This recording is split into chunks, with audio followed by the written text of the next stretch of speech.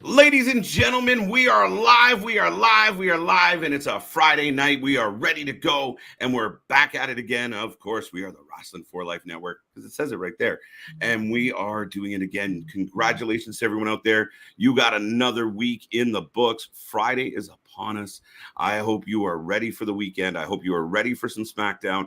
I hope you're ready for some Rampage, and most of all, I hope you're ready for the three knuckleheads that run this channel. So stay tuned. Lots to talk about. Lots to get into. SmackDown, Braun Strowman, Solo, and more. Let's go.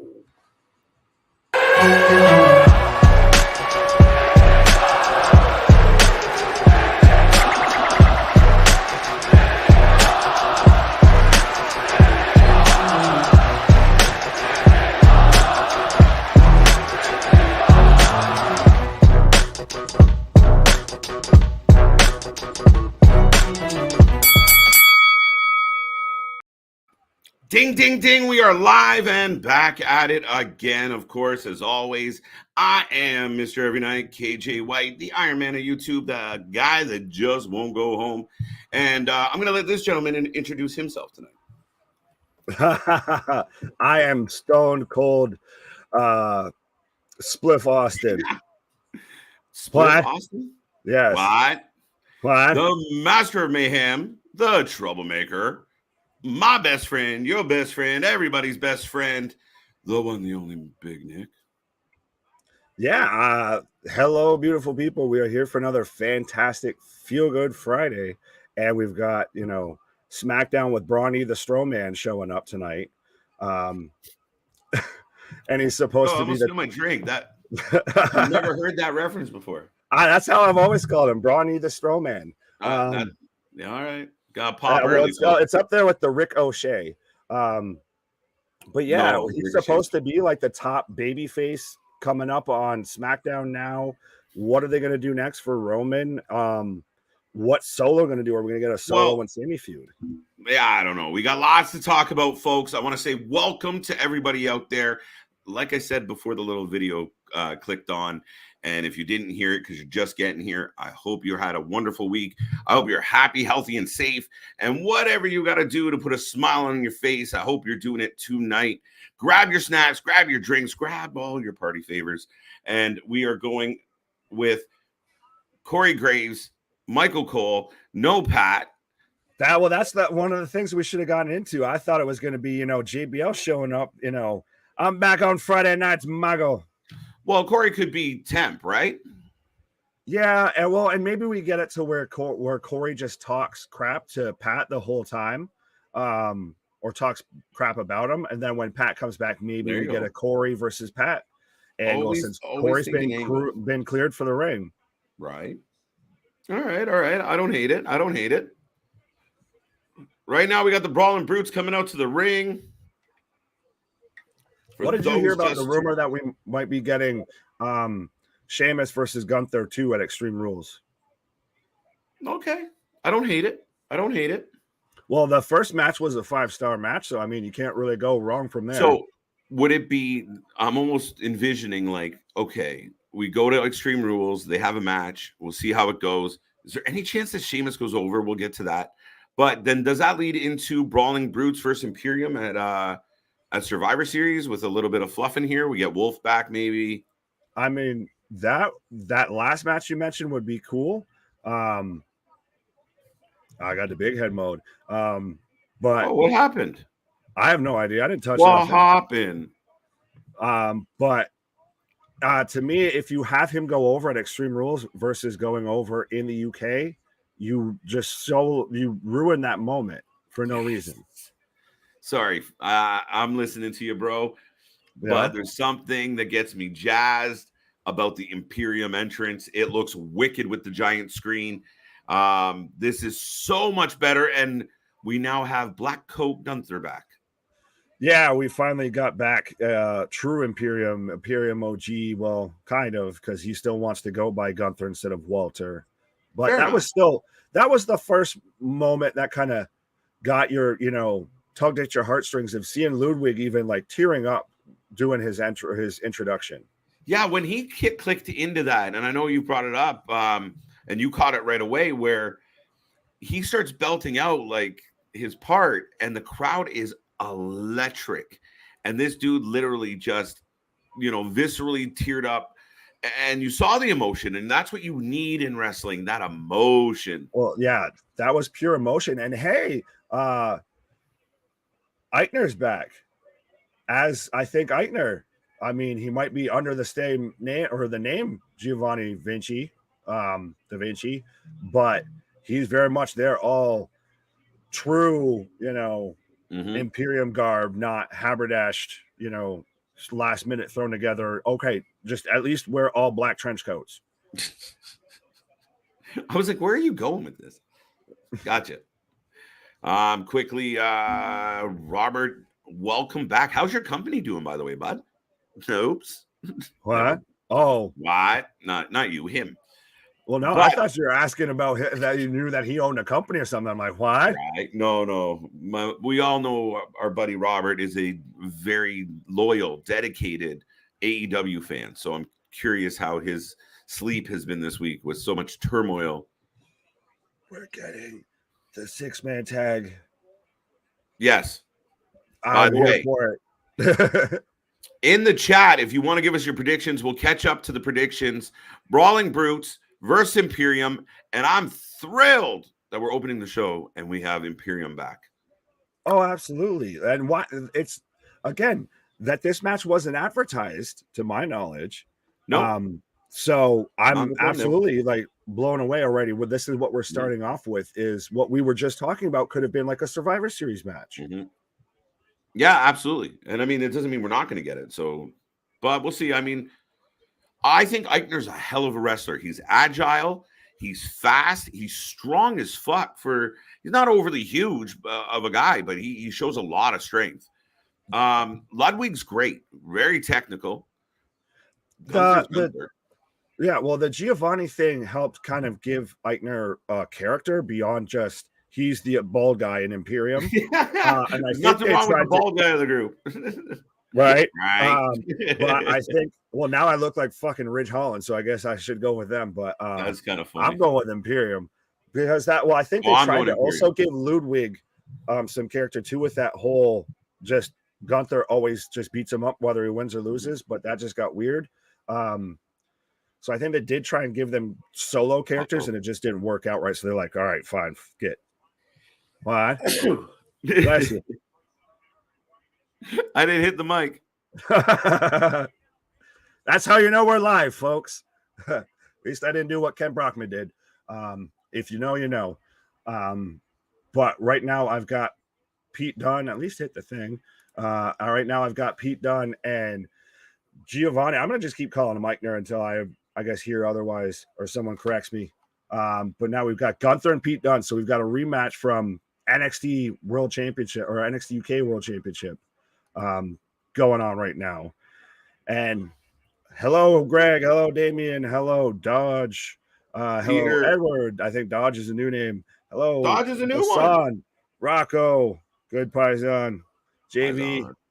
Yeah, you're all right. You beat me to it. And Ronnie, hello. Just hello, everybody. Hello, even to the people that are kicking around that aren't too shy to say hi in the chat. Right. Now we're in our first commercial. I will remind everyone who's new here and just tuning in, we have SmackDown tonight. We give you the live reaction, the live reports, the latest news, the latest updates, a bunch of banter, a bunch of laughs, and we then follow the 2 hours of SmackDown up with an hour of Rampage. And it's a Friday night. We're feeling good.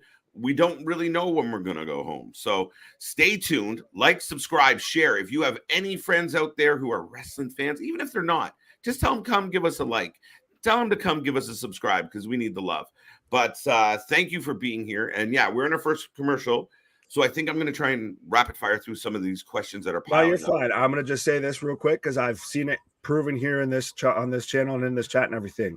If you know a friend that's into wrestling, tell them to give us 30 seconds of their time and they will be hooked. I promise you.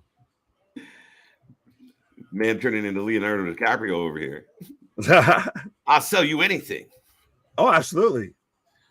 The Young Bucks should be stripped of EVP. You know what, Robert? We'll come back to that. We'll dive into that. But I think that goes without saying at this point. I mean, once you beat up one of your employees, if you get to keep your job, I don't think you get to keep your title. Right. Shoulda, woulda, coulda. They should have been, right? Never had them titles. It doesn't matter who threw the first punch. It doesn't matter who's right. It doesn't matter who's wrong. It doesn't matter any of it. None of it matters. When you're an EVP, you cannot storm in the dressing room like that. Period. Right. No, I'm not saying at the end of the. Oh, sorry. Go ahead. No, I was just going to say everybody wants to be, still one of the boys until they remember that they have an executive position as well. Well, and it's almost the other way around in my head, of like everybody wants to be EVP until they realize it's a job. You can't just fuck around. Oh, well, no, I think they just saw what, guys like Kevin Nash, Hogan, etc. did in WCW and just said, all right, we see what they did. They laid the blueprint for that. We'll do them one better. We won't be head booker. We'll be EVP of the company. Mm-hmm. Well, and again, I mean, it goes without saying, I think their titles in the company have to be at least questioned at minimum. And I think there's other people that, if you want to name some EVPs, put people in that place that people are going to respect. That when they stand up in a room, people go, shut up, he's talking. Right? You can't have guys that when they stand up, they're like, fuck's sake, these assholes. First person that comes to my mind with that is William Regal. At least, even if it's not an EVP, at least in some form of creative position, some backstage role, or even like we've talked about, of even just being an on-screen figurehead general manager. That's better. I just felt too tall. We were good. But yeah, no, they got to come up with a better plan because, and again, everyone's talking about, all the Punk and Ace could get fired. Well, yeah, maybe that's true. Some places have a zero tolerance policy for that shit. Doesn't matter who started it, who finished it. I don't think Tony has a policy on anything. It's just a club. The man's just making them up as he goes. Like, well, I mean, he's got a lawyer here. Well, Eddie Kingston just pie faces Sammy Guevara and gets suspended for a week. How long do you get suspended when you're the EVP of the company and you 3-on-1 beat or attack, your world champion? Mm-hmm. Right. I mean, and you've left it open. And I mean, this isn't the only physical altercation we've had recently. And there's other rumors, right? There's still rumors going around about Thunder Rosa and the issues with Britt Baker and publicly slagging your champion, not as a work, but literally shooting week to week, and nobody's stopping it. That's the biggest thing I'll say about this as we're coming right back out of commercial break now. Here we go. Is that Punk did something like this, even if it was planned, like Meltzer's trying to report, or wasn't planned, or how long it was planned. He did that knowing he could get away with it, knowing he wasn't going to get in any sort of real repercussions for that. Think about it. The man it's true. Publicly slagged the entire company, got into a fight with the EVPs, and still to this day currently has a job. Right. And I think I think for a lot of them, and I mean, Punk in particular, this is what's dangerous about a guy like Punk. He doesn't give a fuck. He doesn't care. Fire me. I'll go home. I don't give a shit. You got nothing to threaten me with. Right? Like, you have no bullets against this guy. So what are you going to do? Right. Now, we talked about this, but now the funny thing is, I don't know if people saw me laugh. Well, the match is going on. It's been a really entertaining match, first and foremost. Yeah. Right now, I've got Gunther and Ridge. Reverses the suplex. Right. Well, tries to. But right. I don't know if we've seen too many predictions yet so far as to who's taking who on this match. Let's go. Then again, we haven't been that great at getting through these comments. Now, we talked about it. I find it very interesting when we were chatting before. But that's what I was going to say. We got to the first comment, by the way, and we said we'll save that one for later and spend 8 minutes on it. That's how hot this topic is, though. Oh, yeah, absolutely. We spent all of NXT talking about it. We spent pretty much the entire Let's Rumble podcast talking about it. Right now, I got Butch on a rampage right now. Oh, I forget you're ahead of me. You're good. We're perfect. Don't touch it. Hands off. Pause. That's what she's saying. Looking forward to SmackDown. It's going to be good. Solo Sikoa is supposed to have his in-ring debut versus McIntyre. Are they going straight to McIntyre with Solo? I hadn't heard that. I hadn't heard that he was getting a match yet. I saw the little graphic of like he's going to be here tonight, and so is Braun Strowman. I still think the next thing that happens for Drew is Cross. The only way you would have Drew and Solo right now, it would be Drew kicking Solo's head off, and then you instantly lose any heat with Solo. Yeah, that can't go that way. And right. I mean, they need to stay away from each other. If you here they go, they're brawling. Yo, is it weird that like Sheamus is actually like his overall physique is bigger than Gunther at this point? Like they're about the same height, and he's thicker through the chest. I understand. If the man feels great and everything, all of that. I don't mean any sort of body shame or anything, but the man looked much more intimidating, much more. It would have looked literally, like I said, I've said plenty of times, big beefy boy slapping meat if we got husky Gunther. I don't know if I'm reading too much into this or he's doing a really good sell job, but Gunther's down and he's kind of crawling around the ringside there. He looks slightly uncomfortable. So he's either selling really well or it just looked awkward the way they all came down there. But Eichner regains control. And to your point, Nick, about McIntyre and such, now Karrion Kross did put out a tweet, something akin to, you guys chose him, you were wrong, now my turn. So it sounds like Karrion's heading towards Roman. But that's interesting endeavors. That's another interesting topic, and I swear, folks, we're going to get to these comments. But we'll be here who's next for Roman? KO's obviously been kind of teasing that a lot. He's been bringing that up a lot. Do we get a rematch with Drew? Does Karrion Kross slide into there? Does Seth slide into there? A lot of sliding in. Do you know who was owed a title shot realistically and never got one? Got jobbed right out of it? Sami Zayn. Do we all remember when he became number one contender and then somebody like fucking just wicked backwards writing, all of a sudden he didn't get that title shot? Not the way he was supposed to anyway. Poor Sammy. Give Sammy a title shot. You imagine that's what he finally snaps and that's what aligns him and KO? Yeah. What happened? Like, I think that's what happens is Sammy just ends up getting picked on. Solo now doesn't want to, we already saw the tweet about, blood doesn't mean, wait a second. And we joked, they're called the Bloodline. Blood means something. Still, there's got to be a place somewhere for the Scott Moen. Right. But no, I think they turn on him. I think he will need assistance. And again, now you have an opportunity to do like the Bloodline where Kevin, Sammy, maybe a tag team. Oh yeah, I've been. That's the thing is I can't even say all of that in jest. I do think that we're going to get KO versus Sammy, and those are the two that take the tag titles off of the Usos. We go all the way till Survivor Series. I'm talking after Mania this year, folks. Win the belt. They win the tag belts at Mania this year. I think they lose the belts around Rumble. Like Sammy KO win it. They go on not a long run together, but a good one. Right. And then around Rumble, they start having issues. And then I'm right there with you around Rumble Survivor Series. And then we split and then we get at WrestleMania 40, especially in Philadelphia, home of ECW, like Paul Heyman keeps mentioning. We get Sammy and KO having their dream match. Yeah. I mean, I think that would be outstanding. And I think under Hunter, it's gonna actually get some time to be done well. Yeah, because I think the booking or the particular booker in this case would just look at them and go, "Do your thing," and they go, "Go, go." Right. He just tell them how much time they have. Braun confronts Roman. Now that's the other part of this. Sorry, Nick. Braun Strowman, and from what I understand, he's the number one babyface on SmackDown now. Yeah, that's supposedly the report on Brawny the Strowman is that he's now the number one babyface going to SmackDown, which is so SmackDown slowly getting a murderer's row of top tier talent. You get Braun, KO, Sammy. We need someone else. Shinsuke maybe. Throw someone in there against the Bloodline.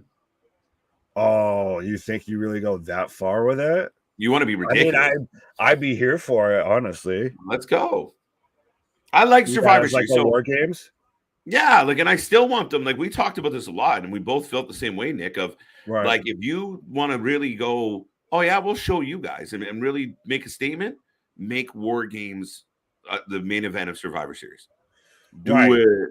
Honest question to everyone watching us right now. When's the last time you ever felt like Survivor Series actually mattered outside of when it was getting rid of the authority? Because all of these people half the time just ended up on that roster a week or so before and just all hated each other until they just decided to all wear the same shirt. So I think if you put it in a War Games match, at the end of the day, if you can just make teams and go back to that old 5v5 and just they have to coexist, I'm here for it. Just quickly, the match still going on. Gunther's in control of Pete Dunne. This rivalry with Sheamus and Gunther is actually like even how it's working out through this match. They're eyeing each other down, like the visceral "I gotta get them." It's working real well for me. Oh, it was still great even to see them at Clash, and I think even on the Go Home show to where they're both just eyeing each other down while their squads around them just all fall into chaos, and they're just still eye to eye. What up, Vic? Where are we going with this? We got that one. A lot of people feel the same way about Braun versus Roman, but how did they get in and out of that one? Right? Roman's not losing until he faces a Rock. Yeah, honestly, that's the way I feel. I mean, I think they're gonna now is the best time though because everything feels believable that he could lose because they're actually doing good storylines. I still don't think that you ever pull that trigger. Yo, here's the thing. The hot tag to Sheamus. Sheamus is cleaning a house. And now, he's got Ludwig over that top rope. And the pop for Sheamus it's insane. Sheamus is over again. Well, absolutely. After that match that they had, you said that probably stole the entire weekend. But you almost gave me Ruby-Doo. Ruby-Doo. Look, we got Scrappy-Doo on the screen, so... Folks, how do you feel about this? Sheamus is over. Again. Well, and you got to know how to build to a hot tag, and that's exactly what they've done. I mean, this man's just going full Hulkamania right now with doing the beats of the Bowery on poor Ludwig. I'm amazed he hasn't caved this man's chest in. Oh, he's going to get DQ because he's doing too many. That's what it is. Almost. God damn. Dude, look at the crowd. God have mercy on Ludwig's chest between Walter's chops and I'm amazed that man still has a rib cage. I admit, for a really pasty guy, he healed pretty quick. Yeah. Considering how purple and red he was. Oh, white noise on Eichner. All right, so you're right. I wonder, because you almost now, obviously, we've got the Sheamus and Gunther feud, but could we almost maybe after that see a Sheamus Roman feud? Sheamus like this, yes. Yeah, honestly, that's what I was thinking that just now. Sheamus 2 weeks ago, no. Nick couldn't do it. Sheamus was one of those guys of like, oh, shit. Oh, most dangerous move in professional wrestling. Roll up, 2 count. You just got to the roll up? Yeah, you're ahead of me, Captain Canada. I'm ahead of you by like a country minute. Well, then talk to the peoples. Gunther just chopped Rich Holland in the back of the head for trying to pin his teammate. Like in the back. Who chops in the back of the head? 2 chops to the throat. 2 chops to the throat. So I got a big standoff between Gunther and Sheamus right now. I am refreshing. Yes, you are, buddy. Like Orange Cassidy. Right. Looking forward to Claudio versus Dax. It's going to be a good match. I'm in for that one. Sammy, I don't want to see anything Sammy does anymore. And I wouldn't be surprised if Sammy goes over Darby.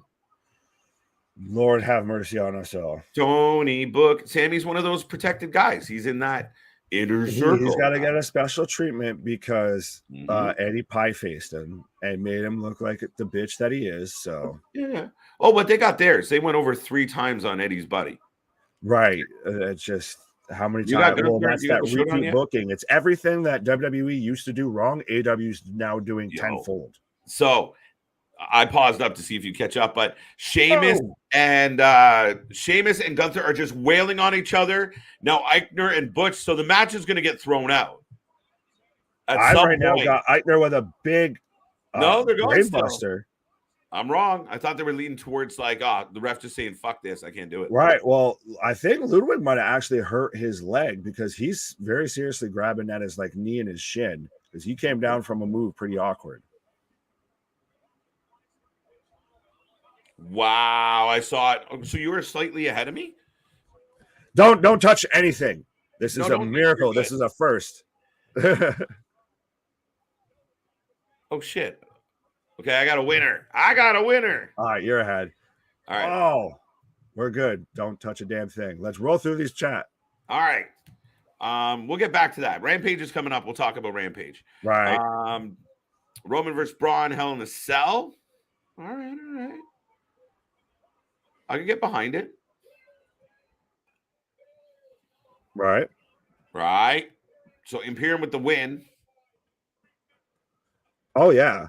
Well, that's like I said. I think that was going to happen. I think they're the hottest. They're over like Rover. You build them up to potentially saying you could do that versus the Bloodline. Honestly, you want to bring in Wolf. You have Wolf versus Sikoa or versus Solo. You have. Oh look. Sorry, sir. No, you're good. Fatal 5-way winner faces Liv Morgan at Extreme Rules. Lacey Evans is back. Sonya Deville, Ronda Rousey, Natalya. Was it Xia Li? Xia Li, Natalya, Sonya Deville, Lacey Evans. And so, folks, let us know who you have and let us know why it's Ronda Rousey. Up next, Solo Sikoa. They're getting their own, like you saw it on our thumbnail, right? Like they're their own Samoan dynasty. Oh, absolutely. This is graphic. The new evolution. It's good. Oh yeah.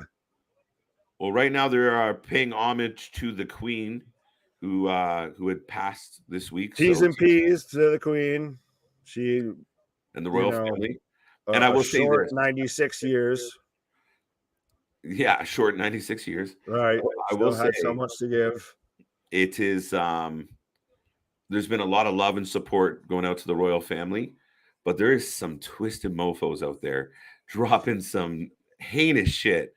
It's been right. There's a reason I'm quiet on this one.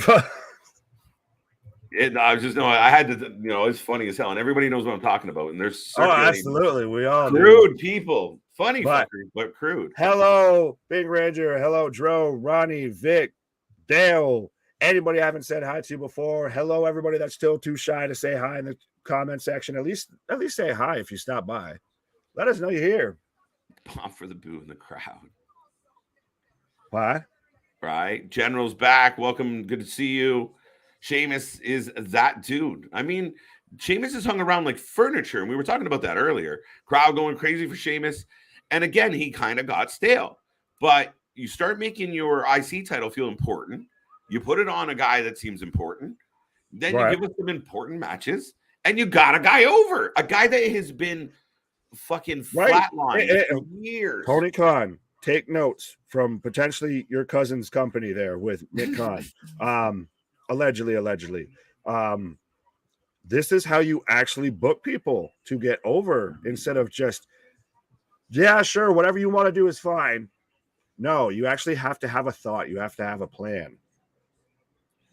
Yeah, no, you really have to have foresight. You can't just sign somebody and spot drop them. Okay, I'm going to sign you. And you didn't have a plan? You didn't know where you were going with it? Wardlow's the best example, Nick. All right, we're going to get him all the way over. Dude, that moment, and I always go back to it because it's one of my favorite moments of the recent memory. But you got Wardlow on that steel cage at the top, and the fans are losing it. Beautiful visual. They nail it. And then since then, they're like, I don't know what to do with him. Like, he goes over MJF the next week or the week after. Right. And since then, it's been nothing. It's been fucking powdered donut. Well, beyond just all the chaos and everything, I can go back and completely tweak that whole moment too. That moment should have ended the show. That shouldn't have been. No. And coming up next on AEW Dynamite. Yeah. No, that should have ended the show with that visual of just him celebrating, the crowd roaring. Even if it's a mid-card title, you're supposed to build up these cards. That's how Hunter's been able to do that just through video packages and instantly changed our views on the US title and the IC title. Right. And again, it comes down to good matches, and we got a good match at Clash. It was one of the most talked about, if not deemed the best match of the weekend by a lot of people. So, yeah, all of a sudden, Sheamus comes out and he's in a war, and they're like, "We're really fucking digging this guy." Well, to me, it goes to very much to everything that you liked from WWE over that weekend was the matches. I can't think of really one match except of maybe Acclaimed and Swerve and Glory. That was a match that you were super excited about walking away from in AEW. It was all the backstage drama, all the nonsense, all the, angles and everything else. And that's all we've talked about for a week now. Everybody's talking about it. We got Jim Cornette doing 5.5-hour episodes. We got, some of our other cohorts out there doing bonus shows and everybody jumping on this. Like, people have dove right into it. And the great part about it is, listen, if this was 100% a shoot right across the board, well, Tony, you got more eyes on you right now than probably ever. Do something with it. Figure it out. Yeah, to me, well, I still think this whole idea of it potentially being a work and all of that is just, you're giving too much credit to the Bucks. You're giving too much credit to the Elite. You're giving too much credit to Tony, and not to mention they stomped all over MJF. And I mean, we've gone too far, right? Yeah, so that's one of those of now this is go away negative heat. You're just embarrassing yourself at this point, to quote, I guess, CM Punk from that press conference. So this to me, this is a lack of actually having someone at it really steering the boat, really running the ship around there. Dude, I can't. Sammy fucking breaks me. All he has to do, the minute Sammy comes out, right? How you doing, Gary? Some love for the fam. Nice. What else we got here? I'm not touching that one. They're talking to each other. Yeah, good. Talk amongst yourselves. Yeah, Drew, I'm going to just let you pass on the fact that you went all hard in the paint for Karrion Kross, and now that Solo showed up and Roman retained, you're back being on the side of things. You thought no one was going to notice, but I pay attention. Sean, I believe, is saying that KO is a potential challenger again for Roman. Yeah, it looks, well, he's very much mentioned that he has a case, still to be made that Roman owes him a title shot. And it looks like he might be the one to take the briefcase off of Theory, that we all thought it was going to be Gargano to do that instead. A promo by Solo Sikoa. Can we change his name? Solo Uso? That sounds kind of weird. It sounds like a Solo Uso. It sounds like a phone company. Solo Uso. The pop for the Bloodline is pretty interesting. Oh, well, Jey Uso is also wearing like a crop top, but that's neither here nor there. But yeah, it's interesting that they're like Sammy's the biggest babyface and the biggest heel faction right now. Jay just staring a hole through this man. I do love that there's that difference in friendships between both brothers. Right? Hates him. But it's just great. It's that nice little nuance. It's that, if you're paying attention, you get it. Right? It's good. No, but even like amping the crowd, they're talking to the audience. They're getting audience participation. Yeah. They're listening, Nick. They're listening. Right. Feels like they've been watching us. You get the audience participation, and people start to tend to click in and start watching. Yep, been flying my ass off. Okay. Boss Funker, Pink Ranger, good to see you. Victor's in the house. Dun dun dun dun. Big Vic. We sound like a tag team then, me and you, Vic. Big Vic and Big Nick. Fucking twin towers right there. All right. No, it does, though. There, JV, I'll give you that. You earned it, you're a vet at this point, so I'll give you that. Right. One. You finally earned it a little bit of acknowledgement. Edward. Sorry, dude. Go ahead. You're good. Edward, what's up? How you doing?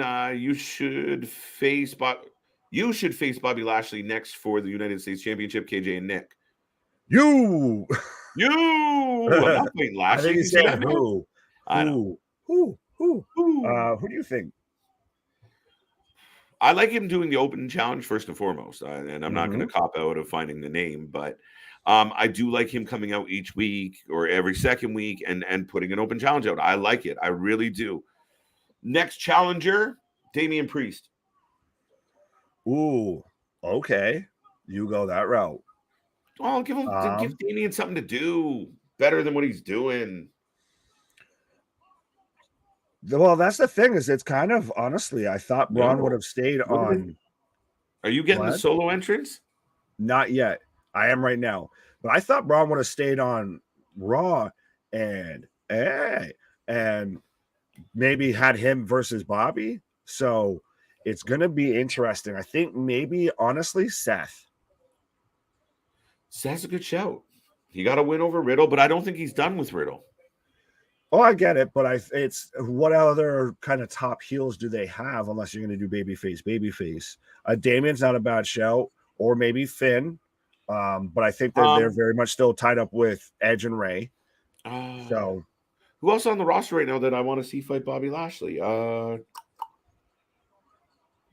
about Dexter Lumis? Let's give that guy a push. Dexter will go under. We still got to figure out what's going on with Lumis. What is he doing? He under the ring looking up during a cage match. Is he just a diehard fan of Miz and Mrs.? Yeah. He's like, I need your autograph. Uh-oh. Sammy goes for the hug and Solo having none of it. So Solo kind of feeling the J vibes as far as Sammy and Zayn goes. And we imagine this is going to be the riff. And it's going to be Solo versus Sammy. Right? Oh, yeah. You built to that as the first feud, for sure. Yeah, and Sammy will take care of Solo. Like, you'll get a really, really good match that way. Yeah, I think that'll be a great feud, and it'll be the great kind of the catalyst to, like we were talking about before, if you get the KO and Sammy team up versus the Usos. And the crowd's just going for Solo. Right, but he's quiet. He looks composed. He's milking it. In their DNA. It's in that bloodline. So, okay.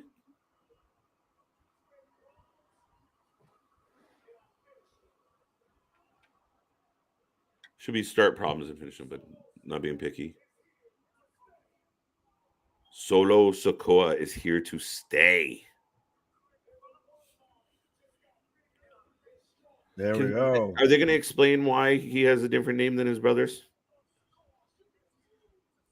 Half brother. There we go.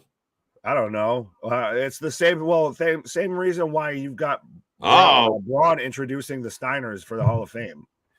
Right. True. Yeah. No, that dumb shit. Right. It's Drew with a chair, and Solo's not going anywhere. Well, I mean, right now Drew's got worse odds than Punk did. He's got 4-on-1. All he's missing though is Larry the dog, and he's got pretty much. Oh, and everybody runs himself. Solo's just standing. Why'd everybody else duck out? It's 4-on-1. Right, but he's got a chair. He's a crazy man. If Nick Jackson can eat a chair to the face, I think he didn't. They got knocked the fuck out. Oh, he didn't eat it. He got swallowed. Yeah, but they felt, if they had the stones to, pull something off. Oh, shit. Well, they already put the graphic out, but now it looks like they're just challenging Drew versus Solo now. Really? See, but that's the thing that I still like about that's now going. Sorry, go ahead. Well, I was mimicking Drew. Sorry. Oh, no, I was just saying now what I like that's really interesting with what WWE, even what they put out, because I still get the emails and everything, like I'm sure a lot of people do, about what's on this show tonight and everything. We've had Imperium versus the Brawling Brutes, so we got Gunther versus Sheamus again, and that wasn't advertised. We're apparently going to get Solo versus Drew, and that wasn't advertised. So I like that now. Kind of the bigger stuff is getting, isn't just obvious clickbait, like the stuff to where they give away the biggest plot points in the trailers. Yeah. No, I agree. And I mean, we're back in commercial, by the way, folks. And yes, we are getting Solo versus Drew. So that's going to be a really good match, a really interesting match. But I will take a moment to remind everybody tuning in right now, we are the Wrasslin for Life Network. We do this all the time, and we do it for all the brands, all the companies out there. You name it, we do all of them. WWE, AEW. I was halfway expecting to set me up. What? NWA, What? Impact Wrestling. What? What else do we do? GCW, XPW. What? We don't BCW. stop. What? Original content. What? We don't stop. Special guest interviews. What? Exclusive interviews. What? What? No, we got more coming. Original content coming your way too, by the way, folks. What? The boys are setting up a schedule. We're getting back to doing some of our original content. What? But we will be here all week long. If you are new here, like, subscribe, tell everybody you know. We'll keep you up to date on the wrestling. We'll let you know what's going on with the show. If you're watching along with us, then it's just like having the buddies on the couch. We're the wrestling friends that you can't get in your real life. Tell everybody you know. We are here, and we are not stopping. The fastest growing channel out there. And Nick, we're in another commercial. The show has been off to a good start. And again, we're getting wrestling matches. Right. We haven't had a lot of those big, long, drawn-out promos like we used to get that, Raw would start off in almost the entire first hour would be just a promo package or a promo followed by a video package. Victor's hilarious. Where is it? Speaking of what, get your what t-shirt now. So our buddy Victor calling it out. I'll let everybody know real quick. If you are a fan of the what, you can get one of our t-shirts at Alt Wrestling Tees. What? Oh, hold on. If you're gonna, pitch my shirt and everything, then I'm gonna do this promo and everything. Folks, if you want to be styling and profiling like Ric Flair, what? I said Ric Flair, what? The Nature Boy, what? Had his last match, what? Still might not retire, what? Still got the best drip in the game, what? And so if you want one of our fantastic shirts, there you can go and check out Alt Wrestling Tees on Instagram or on Redbubble. I believe the link is on the description on either the video or the channel or both. Or trust me, our socials are floating around there. Absolutely. But you can also get a what t-shirt, or you can get like that beautiful bearded bastard beside me there that you can't see behind the shirt. The Mr. Every Night, the one that you see, come rain or shine, whoever's on here, the man that's always here kicking it with you. You can get one of his lovely t-shirts.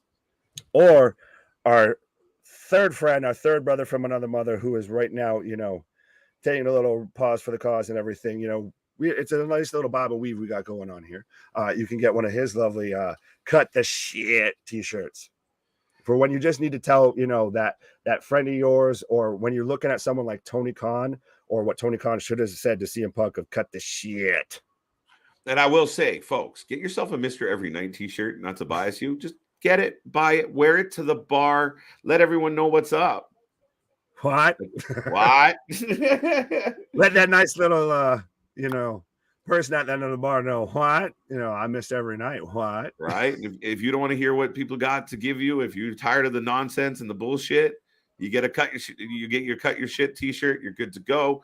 And again, if you just got a lot of questions, you get Nick. Wait, hold on. I thought you were gonna go what? So what? No, my services. I guess I'll have to start up, a rental fee or whatever. Or I'll start a cameo of just doing what's at people. Right. Here comes Team Smiley, and for those who don't know, that's Raquel and Aaliyah. Do I say the name that I call them? Yes, you can. Puke and Powerful instead of Bougie and Powerful, or whatever the fuck their name was. Aaliyah, the woman who had, like, TNA, the company that lived, the Harry Potter of budget cuts when it comes to professional wrestling in WWE. That's the girl who lived. Ever. Shut the fuck up with that. That is funny. The Harry Potter of budget cuts. Right, the girl who lived. I honestly, and I do say this with all due respect, respectfully, I'm not knocking the performer. I'm knocking the character. Respectfully. But no, I do like your point that you brought up before of that. You feel like they kind of were given the titles or won the titles because they're going to lose them in kind of quick fashion. Yes. Yeah, I think they're transition champions for sure. I don't think they're going to have the belts too long. And look who's here. The Friday night just got a hell of a lot better.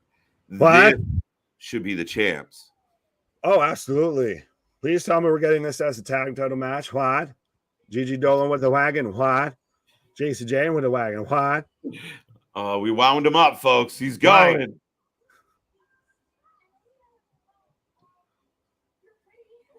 Oh, absolutely. Well, that's the thing is that whole tournament got weird at one point to where you had Nikita Lyons and Zoe Starks that couldn't, compete. So then they got pulled and replaced by Toxic Attraction. Then that happened kind of to Toxic Attraction. And then, it should have been Kai and Sky that won.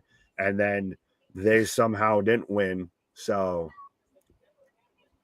I'm still waiting for Sasha and Naomi to show up, by the way. Boss Monster. Who? Yeah, no, we're still waiting. And again, I think when it's that thing where everyone was anticipating it and you just let it go a little cool and then you hit them with it, right? So, I mean, when that music hits, people are going to go fucking banana sandwich. Oh, yeah. I thought we were going to get it, at the end of the tournament and we were going to get that standoff between Kai and Sky and Sasha and Naomi, but now they were walking, the catwalk for New York City Fashion Week, I believe. Yeah, well, shit. And we're starting the match off, and you know what? It's really weird. Like, it's like Aaliyah is Raquel's clingy, touchy-feely little sister. Right. She's like, Mom said you had to let me come and play. Right. Mom said if you're going to do the wrestling, then I need to come down and we do the wrestling together. You need to protect me. Right. And yes, I don't think you're going to be alone on that assessment, Mr. Victor. A man who's an expert in all things beautiful. So right. Take his word for it. No offense to the ladies out there, but she gets more than 2 thumbs up. Hey, I think Team Smiley is dropping the belts. They're not wearing matching ring gear. Is this a barely a tag match, or is this one of those lovely you have to beat the challenger or you have to beat the champion to get a title match? Probably. That's generally how it goes. But yeah, just give the belts to Toxic Attraction. So let's not fuck around. It's not even a fair comparable. But then that's the thing is then Mandy should have came up to the main roster as well because Mandy has just been chef's kiss, just on fire lately. But maybe they still have her as the NXT Women's Champion, right? So they're still keeping her in NXT. So, but if you got Sasha and Naomi coming back, if you got Charlotte coming back, if you got Becky sooner than later coming back, like maybe Mandy's like, I'm good being the top kitty. Right, but so she could still, though, I think, but you could have her compete, with, especially having Toxic Attraction behind her. She'd be right there with Bayley. That's a feud that could write itself. Yes. You got 6-man and tag matches and everything else for days there.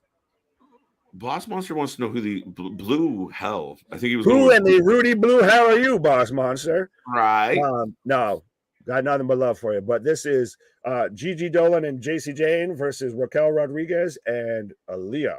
I'm actually surprised somebody remembered JC Jane this time. That's good. Oh, she's very, she's the unsung hero. She is. She is the Marty Jannetty, unfortunately. You went there. I tried to save it. Did you? No, you're fine. I kind of did halfway give you a little slow pitch softball. Right. And I kind of, and she's, kind of even got rocker gear on tonight. No, not even close. But anyway, Toxic Attraction. Who do you guys out there have for the win? I see about 40 people hanging out. What do you think? I should see at least 20 predictions in this box. Do we got Toxic Attraction? I almost wanted to call them Hot Topic Attraction. It's on the eye makeup, Hot Topic Attraction. That's the new one. Shit. Uh-oh. You got me on that one. But no, I was going to say I'm going Britney Spears. I'm taking Toxic, so. All right. And Team Smiley would be the other choice. Yeah, let's go Toxic. I mean, we might be voting with not our brains on this one, but whatever. I meant my heart. Shut up. I'm using a head on this one. Okay. Battle Slam looks interesting. Pay-per-view, September 26th. Some good matches on it. Damien, I know you're always on the up and up on what's coming up. So, yeah, let us know. We'll check it out. Not saying we're going to watch it live because we got to check our calendar. Yeah, you hit me up with this earlier, Damon. I did try and look into how to get at that and everything, and we have still been kind of keeping an eye on stuff that's going on throughout the, coming up on these weekends and everything. So TBD on that one. Yes. Yeah, but anytime someone has a suggestion for a pay-per-view or something we should cover, let us know. Anything you think we might be missing, anything that's popping off that you think we need to check out.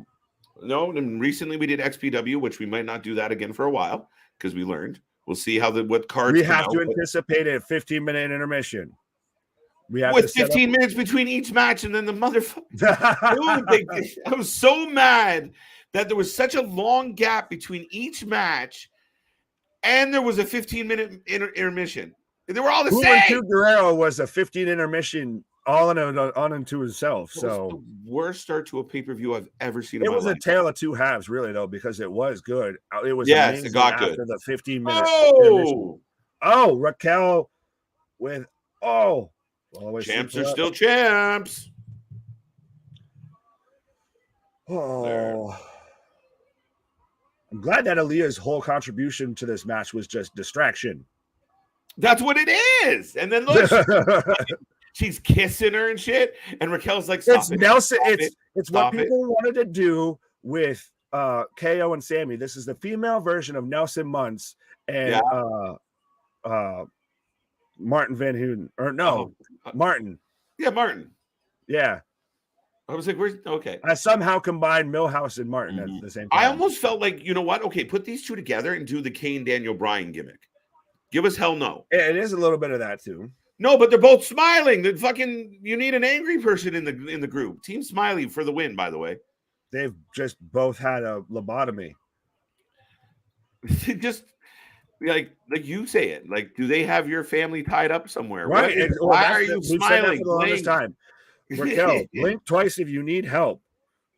Like she constantly looked like she was being held at gunpoint and just literally. Right, that's creepy for it, folks. That was creepy for me to do that right there. She was doing entire wrestling matches doing that. Hey, what's up, tired man? Welcome to the show. Your avatar, give me the heebie-jeebies. Nice, baby. Mr. Bean, baby. Right? Where's Sasha? She'll be here. Hold tight.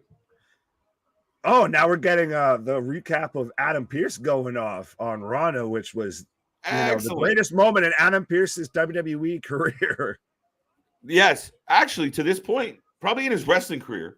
Whoa. You ain't gonna shoot at Scrap Daddy like that. Oh, wow. Yeah, I mean, listen, I feel bad for Pearce because, I mean, we never really got to see. He's like Nigel. Yeah. Oh, Nigel's a good example. Yeah, and I mean Corey right there. Same another. Right. Corey's another great example. Right. I miss Corey's. I didn't really catch Corey's run like when he was going with Neville. I caught the tail end. I never caught. I have to look back on Nigel's Ring of Honor stuff and everything. Right. But I knew about him once he popped up and everything. Mm-hmm. No, when I got back into wrestling after, because wrestling fans, all of us out there, every once in a while. Yeah, you're lying yourself if you haven't drifted away and came on back. Right, and that's what it was. Is I was living with my brother or brothers, and literally it's the WWE Network was just on in the background at all times, like it was just there. So I was like, "Who's that tattooed guy?" And they're like, "Oh, he used to be a wrestler." Now is he clear to come back? He's off the no contact list as far as I know, or he's off the no contact, so he can at least be involved in something. But I'll tell you mine, at least what got me back full time into watching wrestling, really kind of going back hard into it versus on the peripheral, was honestly the Punk pipe bomb. Yeah. I think that goes with a lot of people. What up, Tribal Chief? How you doing? Mike, how are you doing? Welcome to the channel. Welcome to the show. Toxic Attraction. So a lot of people were hoping the other way. Some people Cameron, welcome. It's too soon for them to lose it, but I don't mean, I don't think they're going to have it super long, but Toxic Attraction at least maybe make it had to a good match. pay-per-view and then lose it. Yeah.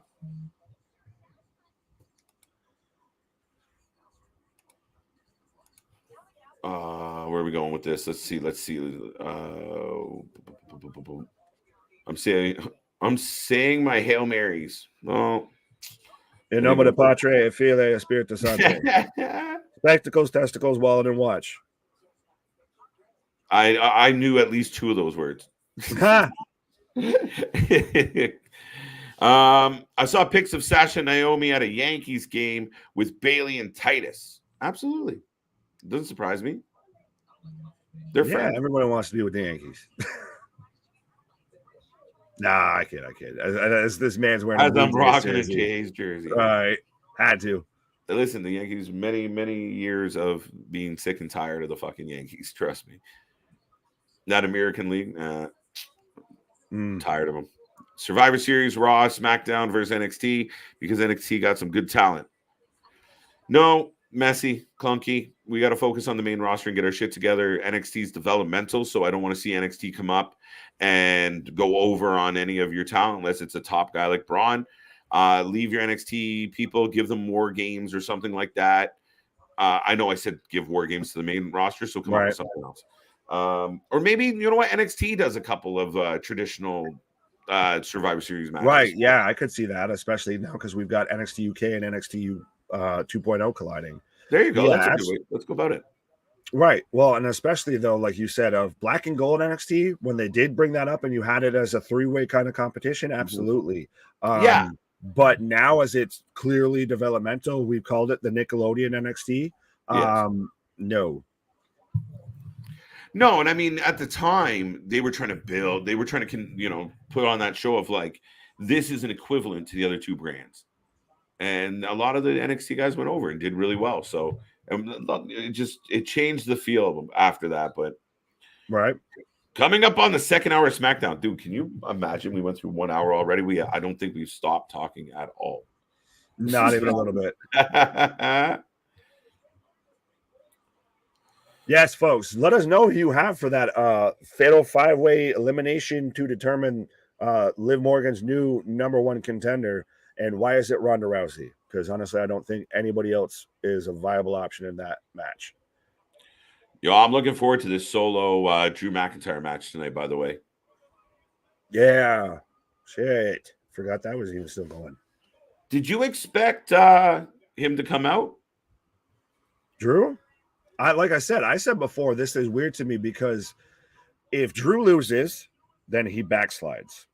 If Solo loses, then he loses a ton of heat right out of the gate. Right. I don't want that. Oh, what does she do now?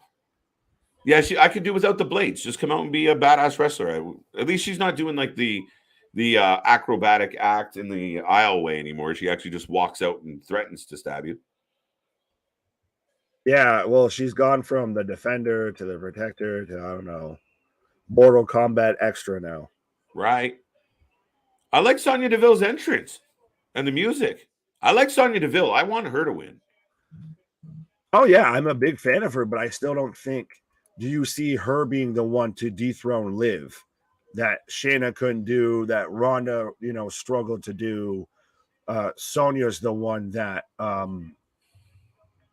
is the one that does it. Yeah. Sonya, no. I think I honestly believe that Ronda's just going to be number one contender again. Yeah.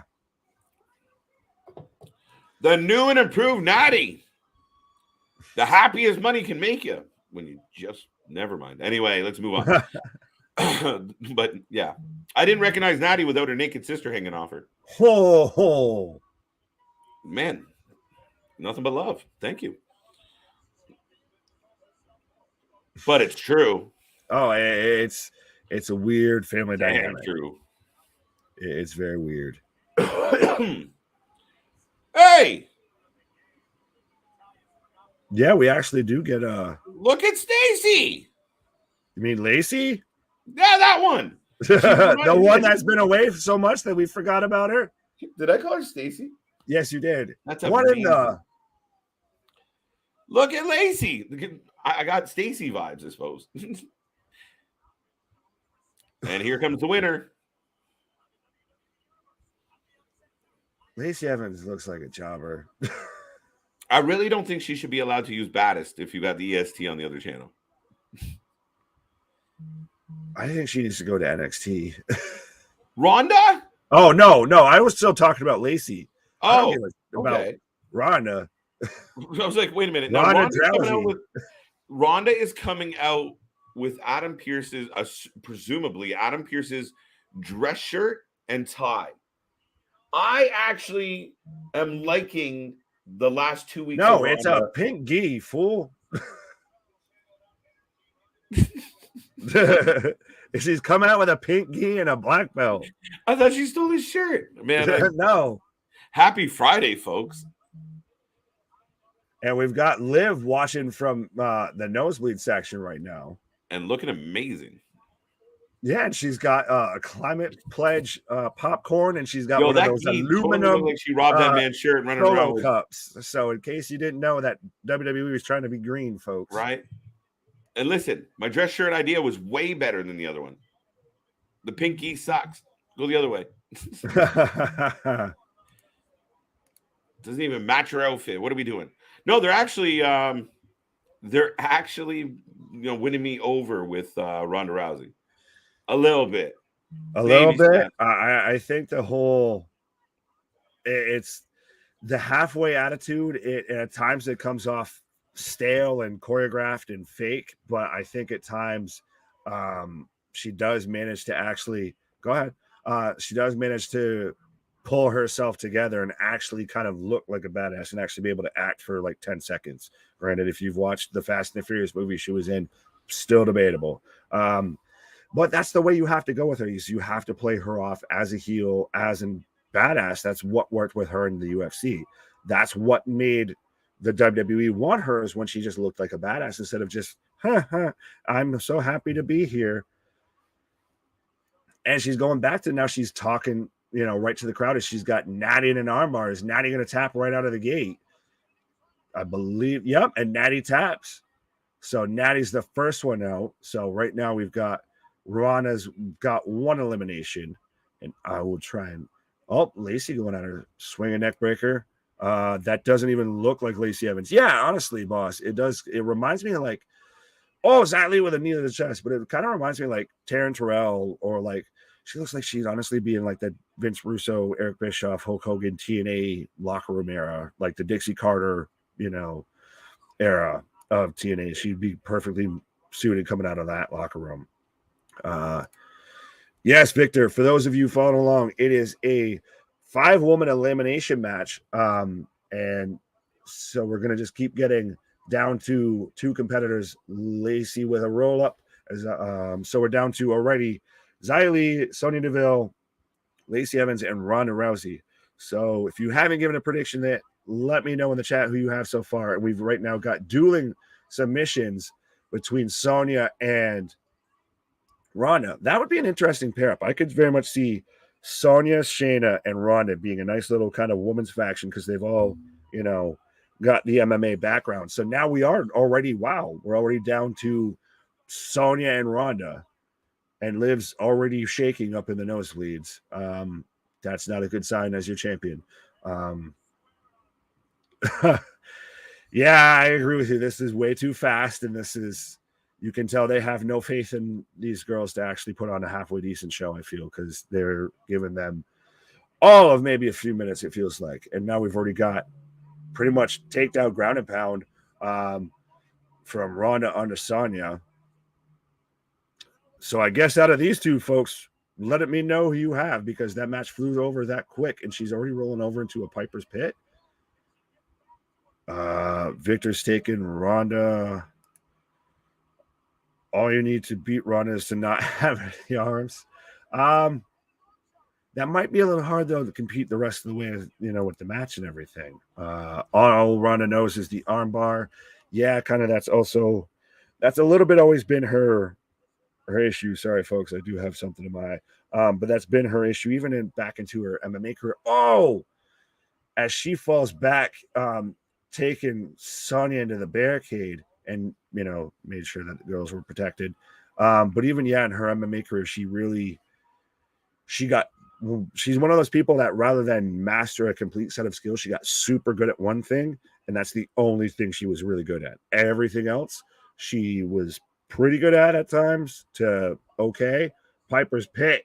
But then she just got overconfident and overcocky. As she's now playing to the crowd with Sonya's arm setting up for the armbar. Oh, nope, we've got to do the ankle lock, the other submission hold that everyone gets. If you don't know submission holds when you start a pro wrestling career, I feel. And so Sonya taps out. So in probably about as fast as the first CM Punk John Moxley match for the title, Ronda Rousey is now your number one contender for Liv Morgan's SmackDown Women's Championship. And who didn't see that coming, honestly? Boss, you were right. Yeah, I tend to be from time to time. Don't let KJ or CJ hear me say that, but tend to be. Don't forget Braun Strowman is to be here as well. Yes, Brawny the Strowman will be here as well. And he's supposed to honestly be a babyface, which is weird after he just showed up and just destroyed all of the tag team division on Raw. I thought he might have been staying there. Reunite him with Nicholas, bring back that tag team. Have those two face off against the Usos or something like that. It's weird. I never thought with the way Braun Strowman had gone about everything after he left WWE that he would come back. And so I still find it weird of what you do with him now that he is back. What do you guys think that they're going to do with him? Well, let me know in the comment section there. Let me know in the chat. What do you think that they're going to do with Brawny the Strowman? Oh, we're getting Solo backstage. Ronda versus Britt Baker. No, and Britt takes that match if you're booking it with any sort of sense. She pulled a Strowman and dusted the entire division. Yeah, she made everybody literally look like jobbers. Oh, and Sammy and Solo still eyeing each other up.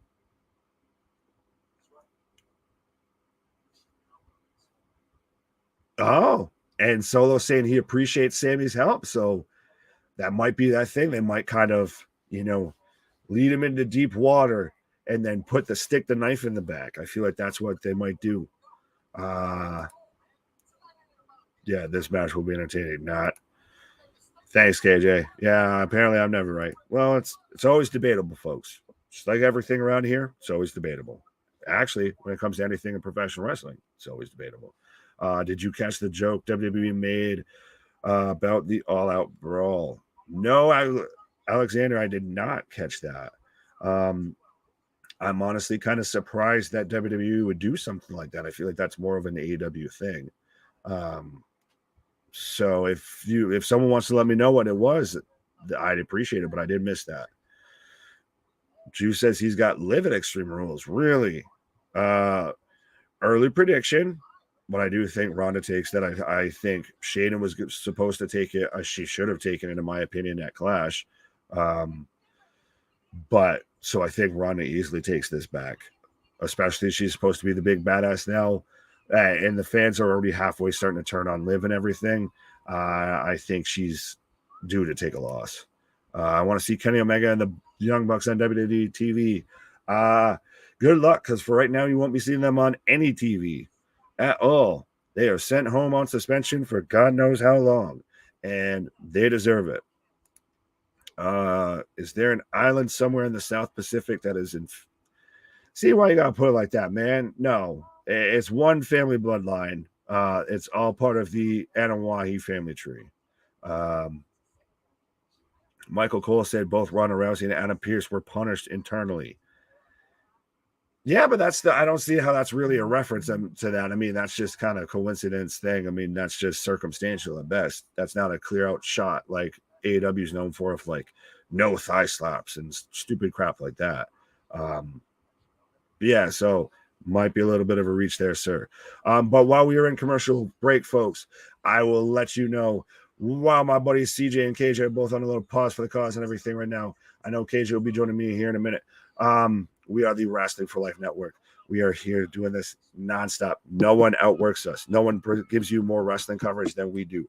We cover everything for WWE. What? AEW. What? NWA. What? GCW. What? Impact. What? XPW. What? BCW. What? Folks, if it's anything going on in professional wrestling, we are either here watching it right along with you live or there, watching it, giving you the reactions if you can't watch it yourselves. Like KJ always says, we're the wrestling buddies you don't have in real life. And if we're not watching it right along with you, I'm sure we're covering on the Let's Rumble podcast. So absolutely, I've seen a lot of faces, a lot of people poking around and everything. So absolutely, be a friend, tell a friend, like, share, and subscribe.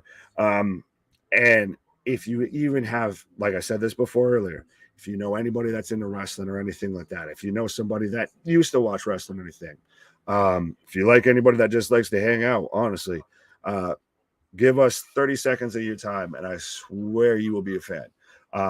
Christ, they did it with me, and now look at me. I'm on the channel. So absolutely, folks. And to anybody that's been kicking around all of that, whether you've been here for 5 minutes or 5 months, because I think we're about that time. I'm sure Cage is going to correct me. We're a little bit over there, but we're still just a little bit of a baby, folks, in this game. But absolutely, thank you all so much. We are right now kicking at 759 subscribers. Folks, my birthday is coming up right here in the middle of September. It would be sure of a hell of a birthday present from y'all fine folks if we are able to hit 800 subscribers by the time we get to by the time AEW crowns a new world champion. If we hit 800 subscribers by then, just because that's when my birthday is, folks, that would be a perfect little birthday present. Just throwing that out there. But we will get back to this comment here, as this comment section, as of course I just sent everybody off with the what chance, so now I got to figure out where I was. DeMarcus says, how do I feel about Liv Morgan versus Ronda Rousey match again? Lazy booking, shitty women's division. That's how I feel. And now we've got Shane and Ronda hugging it out. But they're still very much trying to figure out what to do with their women's division, and they're not making heads or tails of it, I feel, unfortunately. That's one of the biggest things that I think Hunter has to work with is, honestly, well, there's a lot, to be honest, but somebody has to very much work with this women's division and right the ship. Yeah, you got to book it better. You got to make more sense of it, Nick. I mean, what I just watched there, I mean, Ronda's a badass. I get it, what you're trying to picture as. But nobody gave a fight. Nobody in your... So if she wins the belt, who challenges her? She just dummied all of them. It's like she's got to battle a little bit. And I get it. It's a good way to cover up the fact that she can't wrestle. But, I mean, you got to do better. Like, Papa Paul, you got to figure this out. Like, that elimination match went quick time. Oh, yeah. That was a blink and you miss it. And speaking of things that we need to figure out, what the is LA Knight still doing with and why is still a thing? Yeah, I don't know. And folks, I'm not trying out for Hanson. We're talking about the Maximum Male Models teaming up with Los Lotharios to go against Hit Row and the Street Profits? Yes, sir. BFAB is hot. Alexander, welcome to the channel. Thank you for your opinion. I'm sure many would agree. Victor's not a fan. 8-man tag. Teddy Long booking. Right. Next is someone's going to go one-on-one with the Undertaker player. So, look, Edward's calling for a bathroom break, and I think that's what Nick is about to do. Is going to take a pause for the cause, and you'll ride out with me, folks. We are getting 8-man tag, as Victor said. Let us know what your prediction is. Is it the team with the Street Profits and Hit Row, or are we going to get heel win in Los Lobos? Yes. And Maximum Male Models. Bro, I'm done. 210. 2 out of 10. He's done. He's had enough. DeMarcus, welcome back. I would like to see Ronda and Shayna as a tag team. Having Ronda and Shayna kind of come together actually helps. It really does. I think Ronda's going to get her belt back, and I think Shayna's going to be a part of it. And then eventually, I would like to get Shayna and Ronda in the ring, and I'd like to see Shayna go over and Ronda go home. But that's just me. Hit Row for the win with Street Profits. Hopefully, AEW Rampage gets canceled already. Saw the spoilers and nothing interesting. Well, Alexander, we have not seen the spoilers. We watch it live and react live. So please don't offer spoilers so I don't have to put you in the penalty box. But like we say here on the channel all the time, folks, the wrestling might suck. We never do. So stay tuned. We got lots to talk about. And if Rampage is what you're predicting, nothing interesting, we will be here to talk about all the news. And there's lots of interesting things going on. So, yeah, let's fingers crossed that at least it provides something. Shayna and Ronda need to be tag team champs. There you go. 2 votes for tag team. True. And the match is starting with Mansoor, whatever the hell, and Adrian Adonis.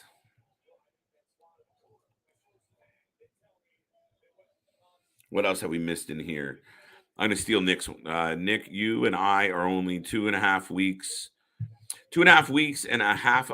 2.5 weeks and a half apart in terms of our birthdays. My birthday is on August 28th. Yours, I'm guessing, is September 17th or 18th. It's September 21st. I don't want to break his kayfabe, but it's September 21st. We will be live on that night, and Nick will be here. We had my birthday here on July, back in July, so we're gonna have a good time, folks. We're gonna celebrate. We're gonna do a lot of special things. Stay tuned for some announcements. I'm not gonna steal Nick's thunder on this, but we're gonna have a special stream. So stay tuned and keep supporting and keep showing us the love because we appreciate it. And we're looking forward to celebrating Big Nick's birthday. So it's gonna be a big birthday bash. It has to be a good one. He's the master of mayhem, right? What?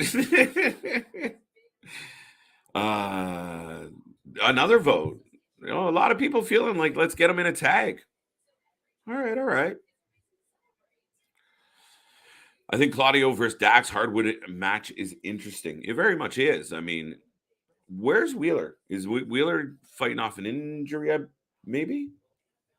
I can't remember. I've lost track of all the injuries in AEW. Saw NWA Power earlier on YouTube. How was it, Alexander? I'm a big fan of NWA. I was catching up on some clips earlier, but I didn't. It's hard to get to that time slot on a Friday. I'll generally watch it over the weekend. I wish Nick Gage makes an appearance at the Rumble. Yeah, I don't think that's going to happen.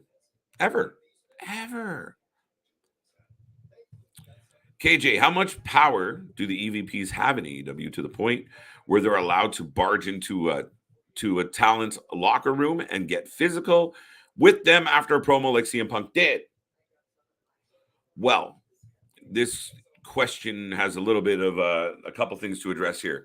One, in general companies, EVPs have a good amount of power. Your executives, your executive vice presidents, you're at the top of the pyramid. Which generally requires you to handle yourself with a great deal of respect. You got to be able to handle the situations. You can't really forget that you're in charge. Like you have a role. I'll get there, folks. You have a role. You have a part to play in this, and you're not just one of the boys, as Nick said earlier. You actually have to conduct yourself with a level of dignity, level of pride. You got to put your ego aside. You got to be able to handle multiple situations professionally. Do they get an opportunity to sit in a boardroom someday if they handle themselves properly and look at across the table at Punk and chew his ear out? I'm sure everybody in the chat at some point has had a boss chew them out. It happens. You get in shit sometimes. But at the end of the day, you knew what the situation was, and to barge into a talent's locker room and approach it like that, like I said earlier, because they're EVPs, it doesn't matter who threw the first punch. It doesn't matter who's at fault. It doesn't matter what he said. Nothing matters other than 3 people representing management in this company literally barged into someone's dressing room aggressively.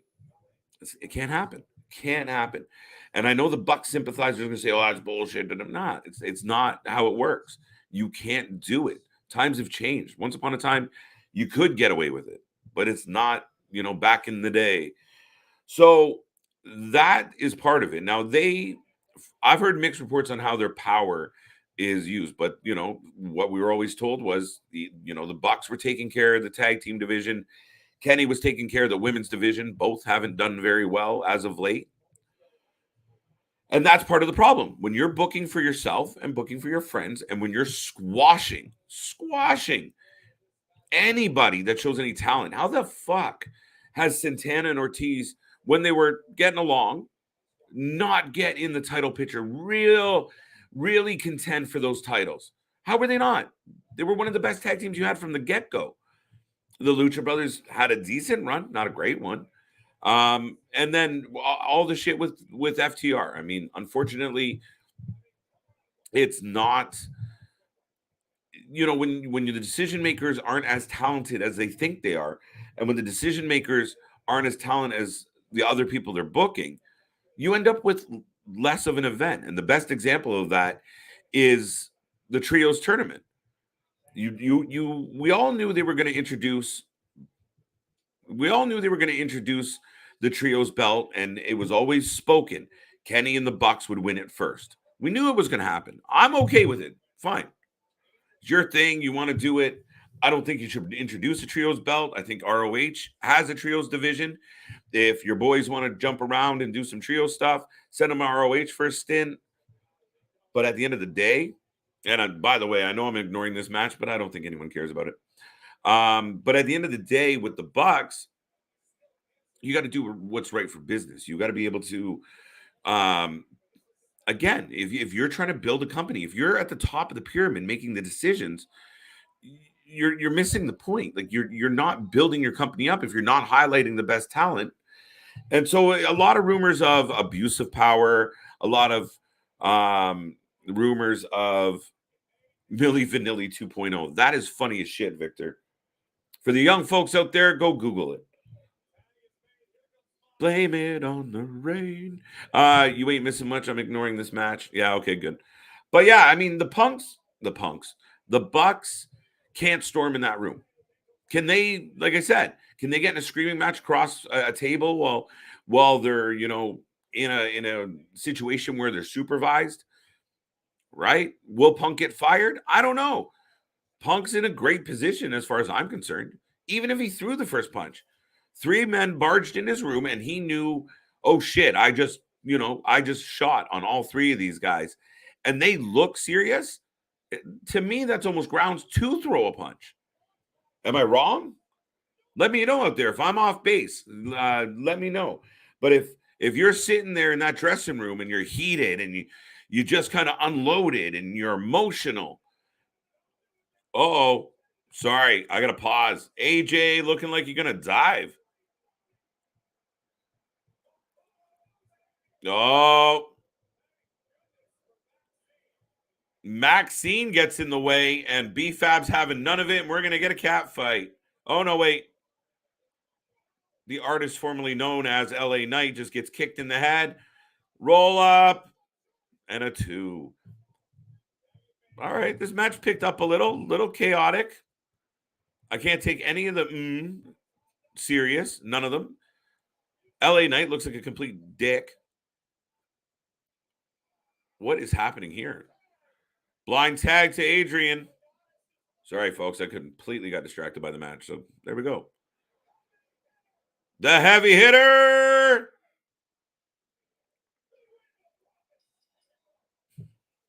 All right. Hit Row and the Street Profits pick up the win.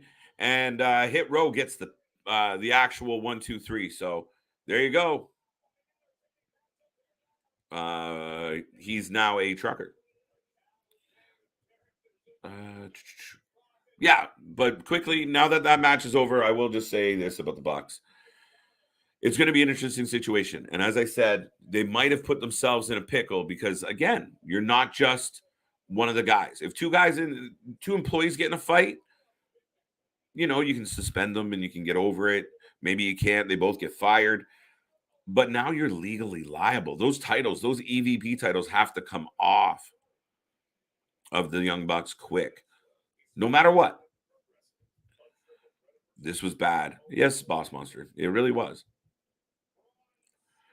Now we're getting a Braun Strowman replay. Ugh, I hope Punk comes back as a heel. Now, where is Victor's comment here? He gave us the update, but put some respect on their names. There you go, buddy.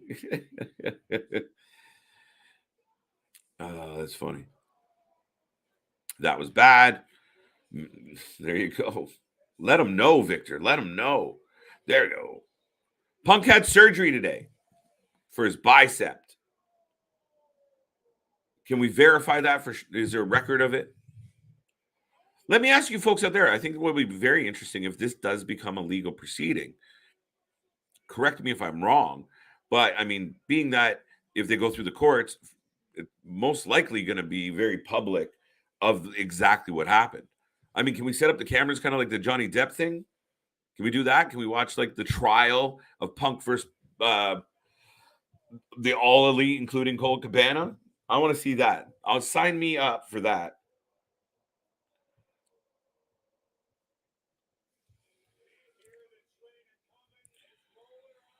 I hear the train a coming. Braun Strowman returns, and it is kind of a snowy graphic. So, yeah. That's funny, Nick. I use the wrong lettering for the Bucks. You get it. Right.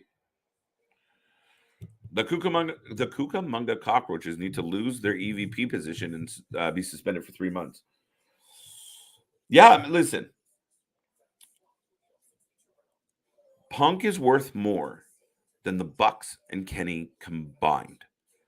You can fire the Bucks and Kenny right now and keep Punk, and it would be more impactful than keeping them three and losing Punk.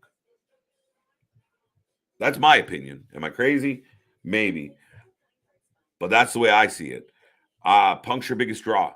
And the fact that he was right, though. I mean, the fact that this kiddie child's play bullshit is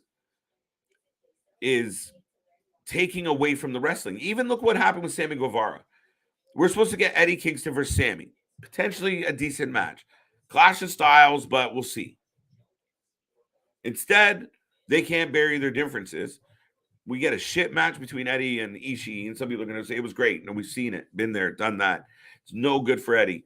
Eddie's just floundering. That's another perfect example of not booking properly. And then you get Sammy and fucking Sammy and Tay in that get another win over Ortiz and Soho. Poor Ruby, she's lost again because she can't pick up W to save her life. And then, you know, it's coincidentally Sammy and Tay go over Eddie Kingston's buddies 3 straight. 3 straight. You didn't even give him one win? You couldn't give him a roll-up in between? Nothing? Wow. Braun Strowman up next. AEW will tear itself apart. Now, that's not necessarily true. It looks that way right now, but there's a lot of talent there. There's a lot of brilliant minds. Now, if you guys got people like Paige or the Bucks, I'm shitting all over these guys. Nick better come back soon and give some balance. The Bucks, where was I going with that? Yeah, if you got guys like the Bucks and Paige who don't want to listen, that guys that, you know, when they're told, hey, you know, that's not very good, they basically tell them to go fuck themselves, or they completely ignore it. And that's, I was never in the room when it happened. I've never witnessed it, but there's been a lot of reports about it. So where there's that much smoke, I'm going to believe something's burning, right? What else we got here? Got me on this Young Bucks rant. I can't help it. The Cucamonga, I got that one. I just wanted to read it. Yeah, the Cucamonga kids, absolutely. I've been saying this for the longest time, and I guess I'll take it from here or with this one is that it's WCW the whole time. Well, it's the truth. I think, like we said before, of now with Cody, who's now in WWE. How many times how many more names do we end up having to say that behind? I feel like FTR's a chance there. Now in WWE. I don't know how long a guy like Danielson's going to want to put up with eating losses this whole time. And he's been on the record even saying good stuff about guys in WWE. So does maybe WWE take a shot on Eddie? You like you were saying, there's a lot of talent that's just been going under way more than they've needed to. So how much do they want to put up with all of this crap going on backstage too? If the WWE was to take a shot at Eddie and Eddie accepted that, I think it's Eddie as like the head of a faction, like an LAX type thing, but he doesn't wrestle as much. He does wrestle from time to time because I like him, but I could see them kind of pushing him in that semi kind of mouthpiece for a group, right? Like the leader of a faction. You'll get his wins and that well with him. I think that's what they would do with him. I hope not, and I'm a big fan of Eddie. But even then, still with Liv still with the WWE. Do they try and maybe mend the bridge with Ruby? I think he would do that. I mean, I think we saw, we've seen several times of the footage, where Ruby and Triple H and Liv are all hugging, and they had a real big bond down in NXT. So and even then, and Ruby's been booked like shit since she got there. What's that? We just Ruby's been booked like shit. No, you go first. Okay, no, you go first. No, you go. The floor is yours. Oh, you suck. Shush. So we got some Raw talent on SmackDown. Well, is the brand split ever going to actually be over? Are we still holding loyal to that, even though most of the belts are on one show technically? How is USA Network feeling right now? No, I mean, it's balanced. No, they don't have a world title or a tag title right now.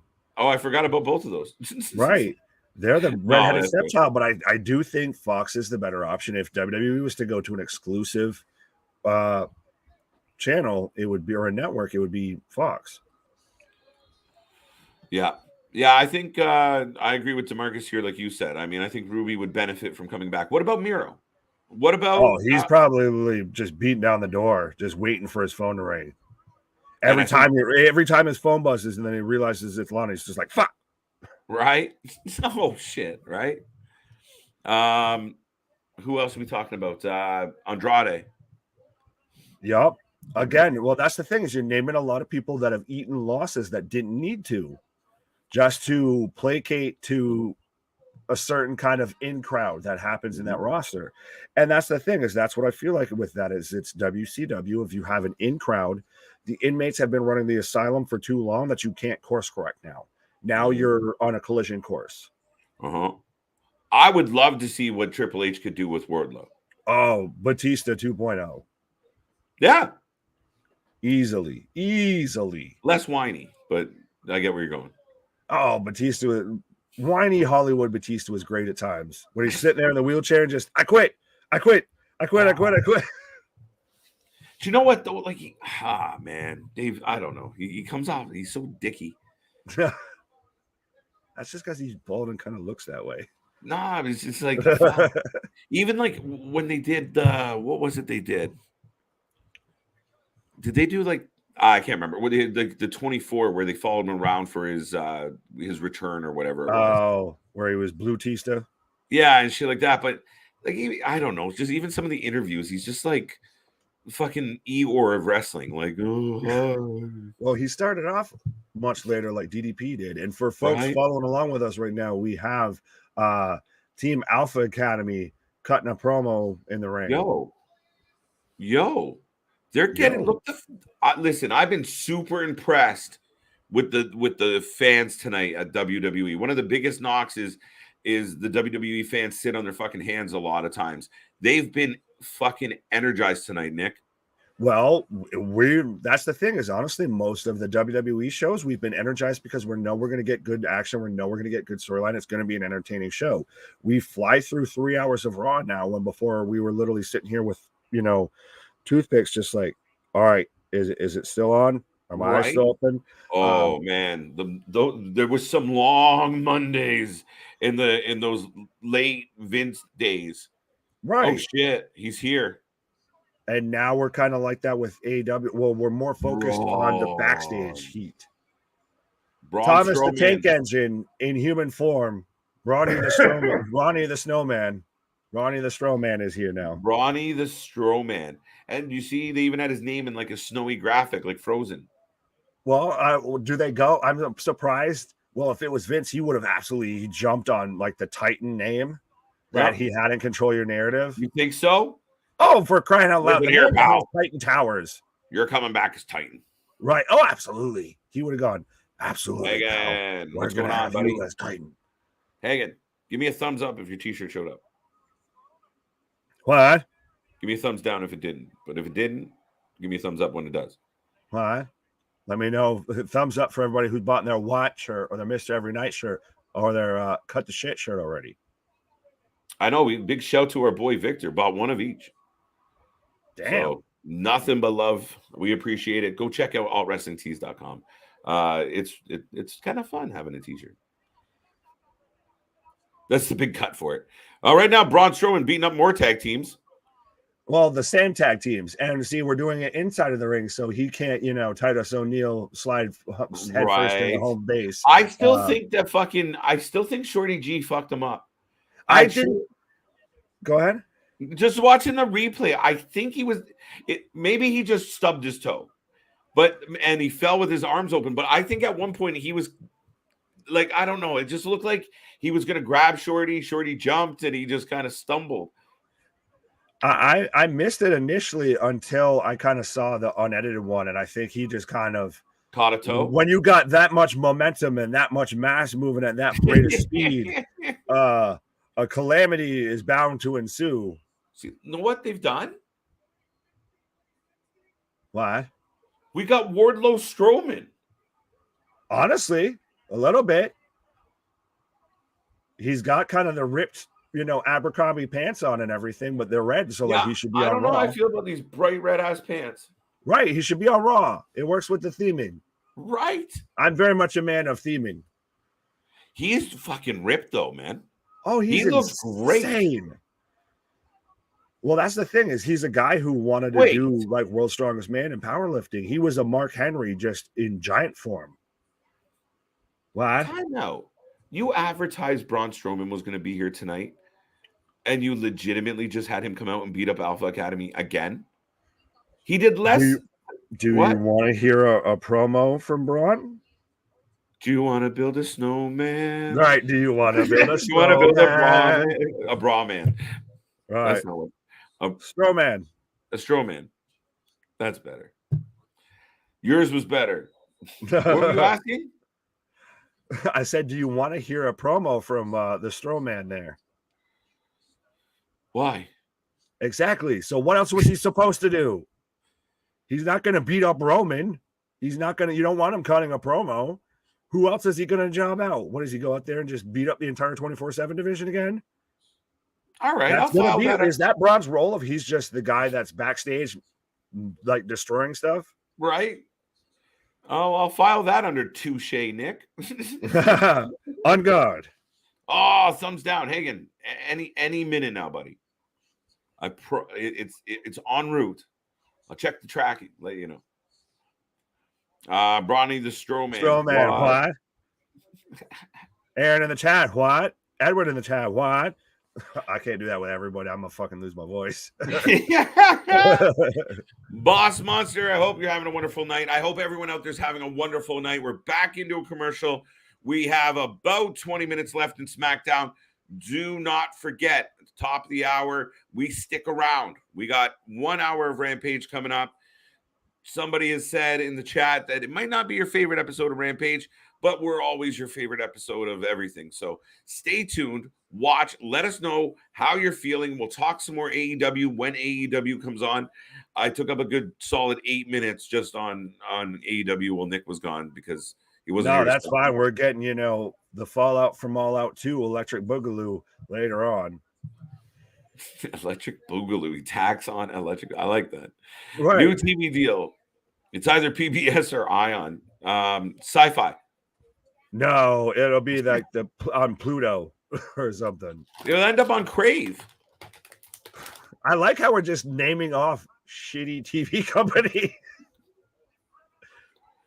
It'll be the network's gotta not be happy unless Tony's a fucking magic man and is just like, I've got this all under control.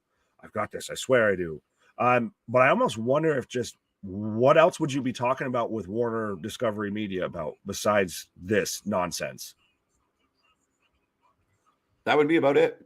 Right. Right. Like, they're like, well, these are the numbers. They're like, you guys had a fight?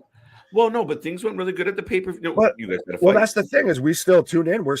I'm still excited for Rampage tonight. And it's more of because, well, there's going to be some good matches. And I want to see Dynamite was good because it felt like everybody that was on the show found another gear. Huh? Moxley found another gear in his promo. Jericho actually seemed halfway credible, which is a big statement for credible. You can find for Jericho is he was halfway. Right. He was mid. Right. He was very mid. Well, that's better than being below mid, which he normally kind of floats at. Sucking the bag, right? Right. But and we've got Deeb versus Madison Rayne. We've got I'm looking forward to that promo from Samoa Joe. We've got Claudio versus Dax. So we've got some good matches. Yeah, wait, nothing interesting. We'll see.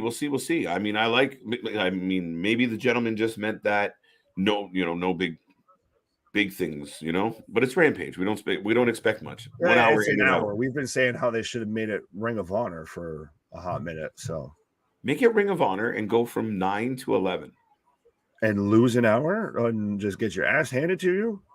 See what you can do. I feel like Hunter right now, when it comes to their time slots, is like you can stay here and get your ass whipped. You can stay here and get your ass whipped. Yeah, well, I just mean like, dude, you've been called out though. Triple H called you out. You beat our developmental. Whoop whoop. So try it. But right now, you need to retreat. You need to fix in-house before you start going. Granted, that's valid as shit, Nick. Absolutely, that they're not in a position to go to battle.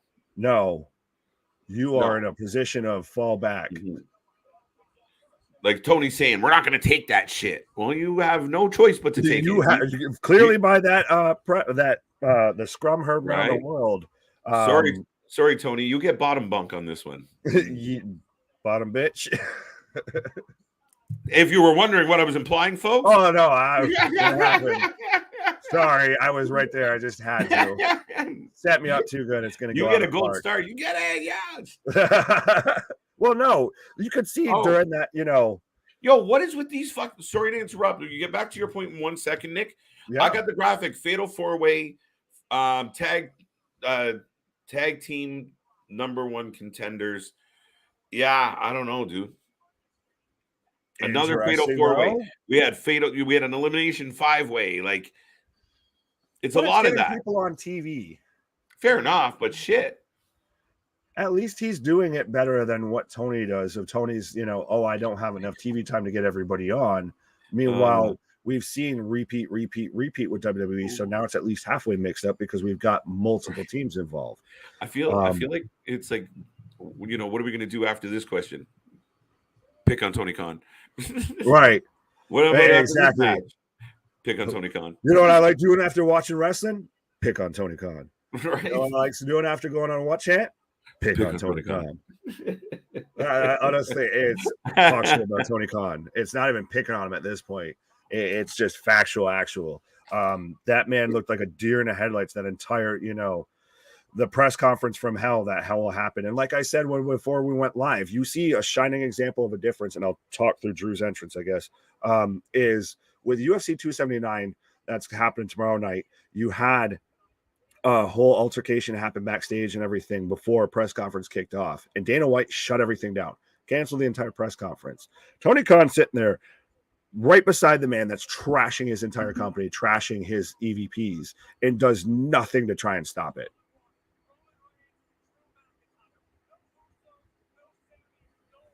I tried to make it through your whole snack. You did good. I got right to the end. I wasn't sure if I was getting the go home look or the getting the keep going look. Just nodding. Good points. Good points. Here comes Solo. Let us know in the box. Who do you got? Who's taking this match? Solo looking like a young Samoa Joe. He's looking like if Jey Uso and Rikishi had a child, which I mean, kind of Wait, that's weird to say, man, because it's weird to say, but I mean, it's not. It's kind of like Rikishi. Too far inaccurate because it's Rikishi's his father.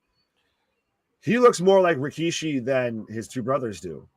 Yeah, but he's got the towel on his head. He's wearing the shorts. He's giving me very Samoa Joe vibes. Samoa Joe Taz vibes. Can't you just agree with me? No, never. No, I'm just kidding. You're not supposed to. I was going to say, this channel wouldn't go the way that it does. Right? We're not supposed to do that. You're like, no one would watch. I wouldn't even be here if I didn't disagree. Right, this wouldn't be fun. Right? That's how all this I'm a master debater, folks. Pause.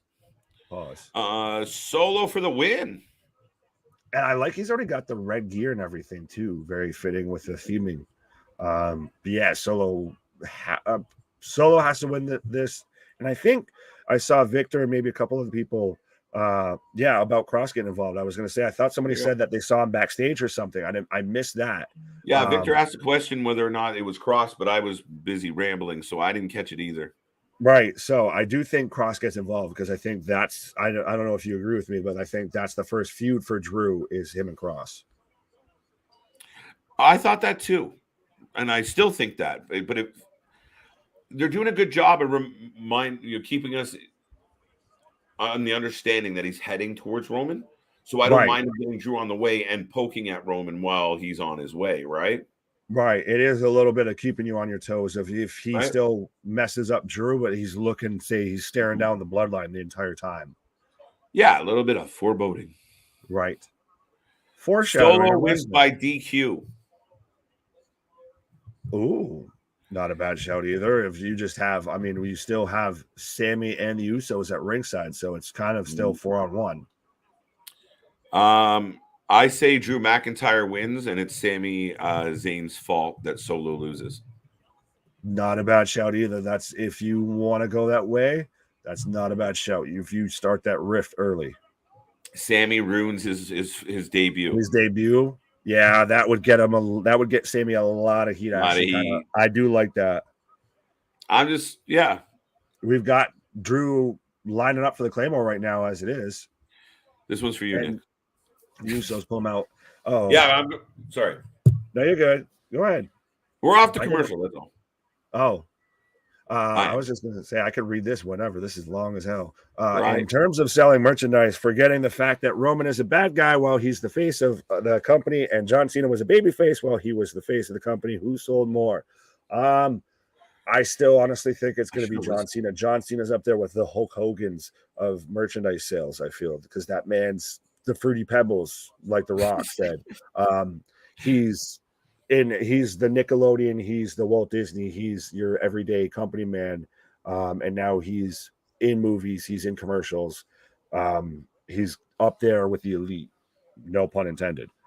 Yeah, it doesn't maybe I'm wrong. Somebody can correct me on this. I know our fact checkers out there always have our back, but I'm pretty sure like Cena's like the record holder of like fucking just overall merch and shit. Like I think like he blew it out at some point. I know at least of where he was on his run. I think there's very much there's a clear top 5 of Hogan, Austin, Rock, Taker, and Cena.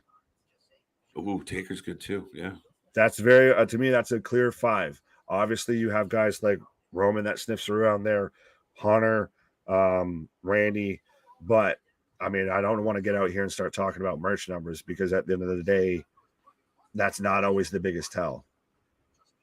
All right. Fair enough. We got that. We got that. I was going to say, there's guys that are over like Rover that don't even have merch out. Yeah, that's true. No, it really is true. Like you definitely have some, or they have it, but you just not readily available. It's not a bunch. It's not, you've got 18 million, C Nation shirts in every sort of colorway you could ever imagine, but you don't have, say, a ton of like Eddie Kingston shirts. Cool. Hassan, good to see you. Thank you for being here again. Who do you think signs Danny Limelight and Casey Navarro, WWE or AEW, KJ or Nick? Who?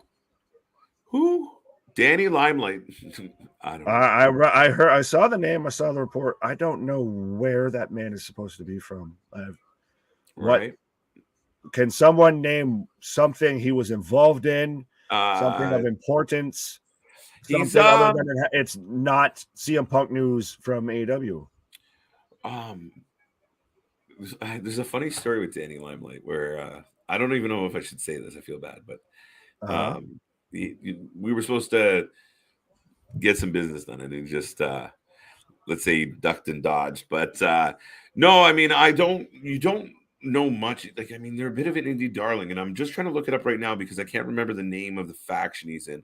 But he's done very well. He's a very talented guy. Obviously, wait, what? Someone's saying it's Daniel Garcia. What?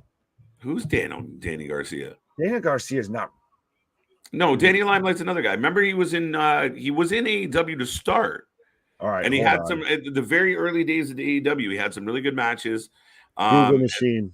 But he was like one of the first people to kind of go, yeah, I'm not going to stay. And by choice, he went elsewhere. That's the way I remember it. Yeah. Oh, okay. Oh, yeah. This guy. No. Who? What? Impact. Or just put him with Ortiz since Santana doesn't want to be in AEW anymore. Danny Rivera. Right. He owes me an interview. I should reach out. What? He does. What? People get murdered. All right. But no, I don't. That's no relevancy, sir. Relevancy. Do you think AEW will eventually downgrade to smaller arenas if their attendance falls after the? I don't know that their attendance is going to fall. Right. Let's not assume. I think their hardcore fans are their hardcore fans. It's not going to just drop off, and I think this company will be completely fine without. Like, I mean, if they lose Punk as their biggest draw, they got a hole to fill. But as a show, they'll do, their 800,000 to 900,000 instead of getting over 1 million like when Punk's on. Well, and that's the thing is they still haven't really cracked 1 million that much as it is. So as we've even seen that they can still lose a good chunk of their top roster. Obviously, the Elite suspended, Punk's out with an injury. Right now, Christian's out with an injury. And they can still put on a good show. There's still a lot of talented people on that roster. That's why you've even been a big proponent saying that they won't, ever truly die out because they have that much of a deep roster. That was terrible timing on my part, but right. So I'll talk about the match right now because right now Drew slumped down in the corner, Solo dominating right now with a big splash right into Drew's face. So, folks, let me know who you're taking for this match. I'm still going with Solo. I think he's still, I don't like KJ's idea of, Sammy cost him the match, but I do think you still kind of have to have that heat off of him. He did cost Drew the match at Clash that everybody was on the edge of their seats waiting for him to win. So, could you have imagined the place would have exploded? Oh, yeah. But yeah, Nick, what were you saying about what were we saying before? You asked me a question. I can't remember what it was. That's a good. I was saying about how you think that AEW will never truly die out because they have such a deep roster. Yeah, I mean that's one of the things talk about them imploding and everything. Yeah, I mean they still have a shit ton of good talent. Like It's not like they look around the locker room like, what the fuck are we gonna do? There is a lot of good talent on AEW. undeniably. I mean, even guys that we haven't seen much out of, like Miro and Andrade, and what's that? No. Oh, I was just eating. But yeah, you got even a guy like Jay Lethal that hasn't been booked very well. If Brian does stick around, he can be the leader. I think he wins this tournament, to be honest. I think whoever wins this tournament still losing it to MJF, and MJF's walking out of there as your world title holder. Tony Khan, it's my birthday that day. Book it, please. Right, and it'll probably be Brian that wins it and goes under MJF because Mr. Brian just goes under everybody. He's happy just to. Right. I got to do my moves, and now you can beat me. Yeah, he's another example of Jericho. You respond to Twitter handle, I like Bucks 1, 2, 3. So I'm sure you've probably got somebody here watching us. So book it. Book it.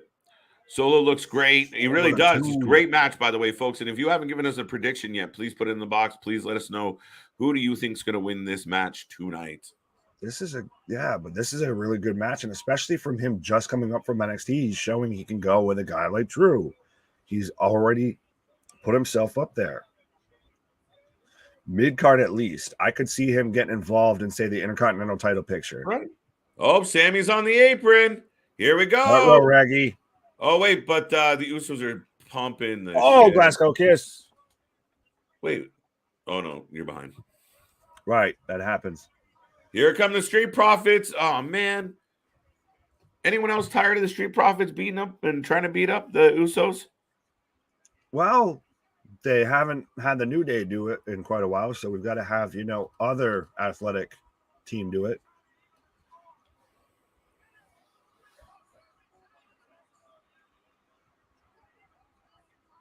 So now, this is going to play another Fatal 4-Way next week, but that makes sense. Is this how Drew gets a win? Because we get, DQ or something, or this big old distraction, and then all of a sudden pop up, Claymore 1, 2, 3.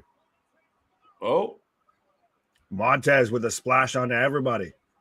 Everybody going down. Drew hits the Claymore. Oh, wait. What? Oh, wait. Wow, they're going to do that? I'm surprised. Oh, I just got him getting Claymore outside of the ring. Oh, there it is. Karrion Kross. They got the Hajime. They got the. How do you feel about the screen? I like how everything goes black and white. How do you feel about it? Yes, you did, Dale. It's a little, man. Hopefully you don't have a match like that, but it's just very different, and I do like it. But I called it. We know that, Papa Paul's listening. So wait, what the hell? Kross is just choking the life out of this man. Drew's getting up, but Drew's not picking him up. No. Well, maybe not. Maybe not. Well, now we're back down. All right, this might be going on a little long, folks. A little long in the tooth. This guy's nuts. All right, how long are we going to go here? Oh, we're going off the air with Karrion Kross just choking out Drew. Scarlett laughing. Like okay. And that's how we say goodnight, folks. We will take your ratings for SmackDown. It is done. It is in the books. We're getting the pass out spot. Right. So we are now at the top of the hour. We're going to switch over to AEW Rampage. We will be right back in about, I don't know, how long is it? 16 seconds or something like that? 20? Who knows? Who knows? But folks, we're back in a jiffy. Back in a jiffy. AEW Rampage. Let's go.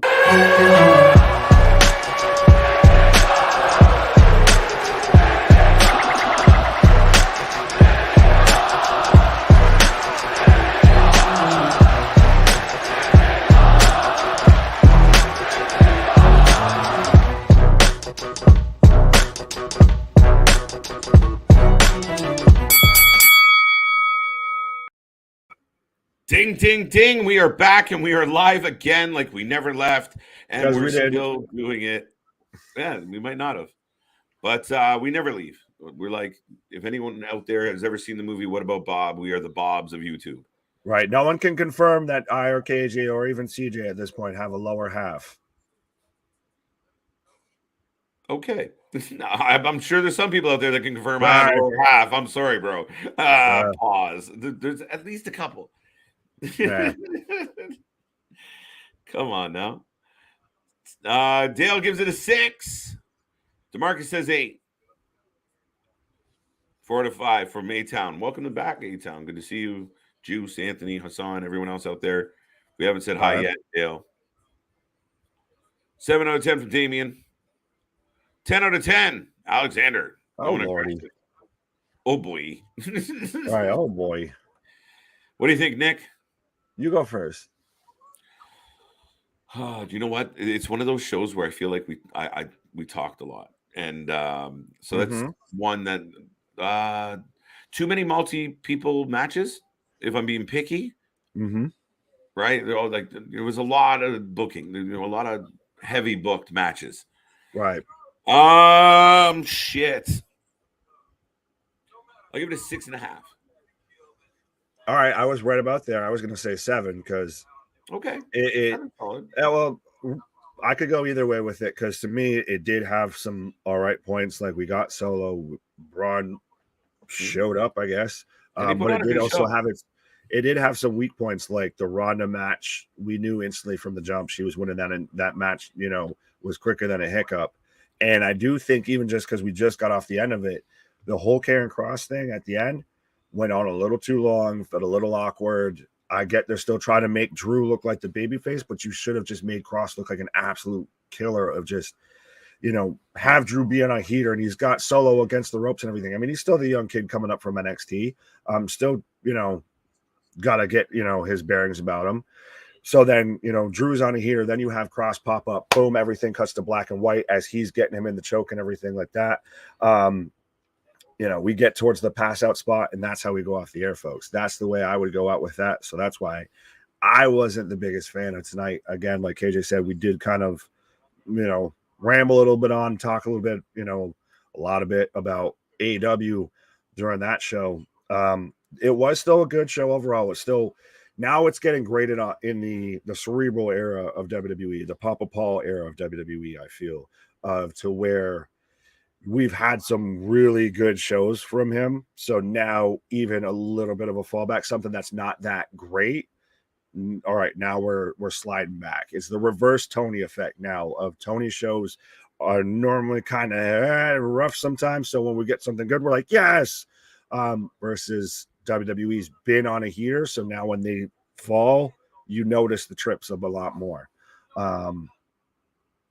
So 6 out of 10, 8 out of 10. Juice already saying, let's go Darby. So I am on the wrong network. But so we should be kicking off. No, I'm not. Well, we should be kicking off with AEW Rampage right now. Let me know in the chat right now what you guys are excited for tonight. I know we've talked about Claudio and Dax having a match for the Ring of Honor World Championship. I'm interested to see how that goes. And speaking of how we got the black and white to end SmackDown, tell me you guys couldn't see guys like Cesaro and Dax having a match that's just pure black and white and everything. Like they're very that old school timey wrestler, turn of the century, I feel. But no, I think that's going to be a good match. And I am interested to see how Deeb and Madison Rain goes, because there has been some talk about Deeb potentially becoming the first female in the BCC. So I do think that one's also going to be an eye to, or something to keep an eye on. Sammy Guevara wins. Please just don't do that. No. Why can't we have nice things? I do think that's very much the potential that could happen, because like KJ, I know, has said this a couple of times, that hit that because of the whole situation with Eddie, that Sammy's already gone over, and we're already kicking it off with that. By the way, folks, I would at all was not on the wrong channel or anything like that.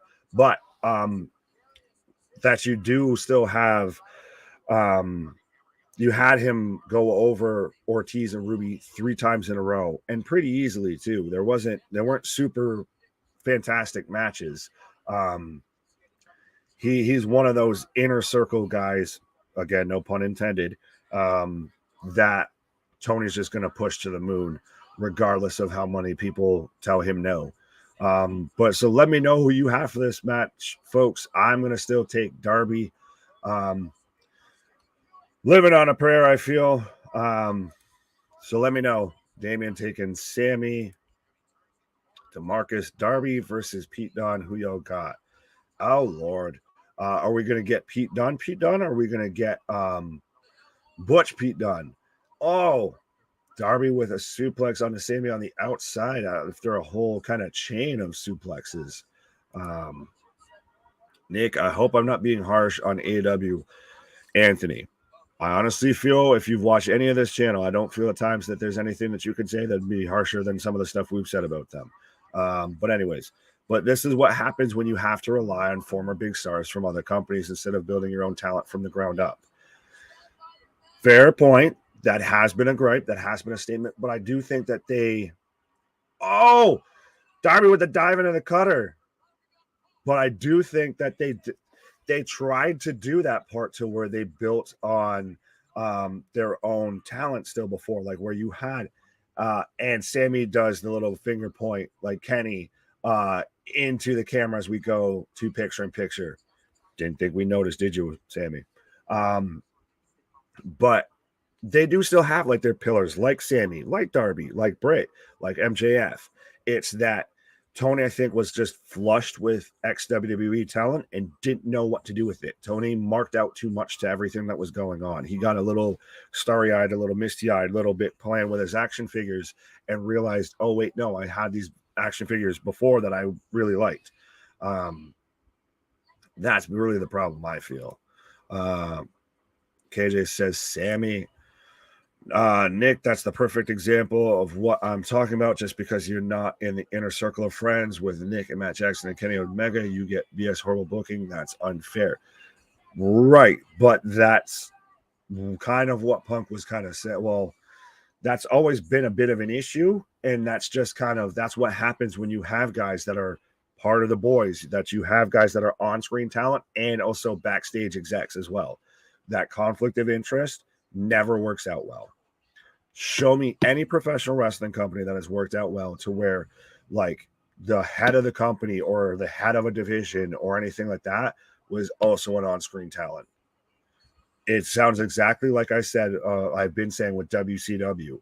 It sounds exactly like Kevin Nash and Hulk Hogan when they were trying to be in charge of, doesn't work for me, brother. Just now they went to the next level of this guy's even a bigger mark than Eric Bischoff was.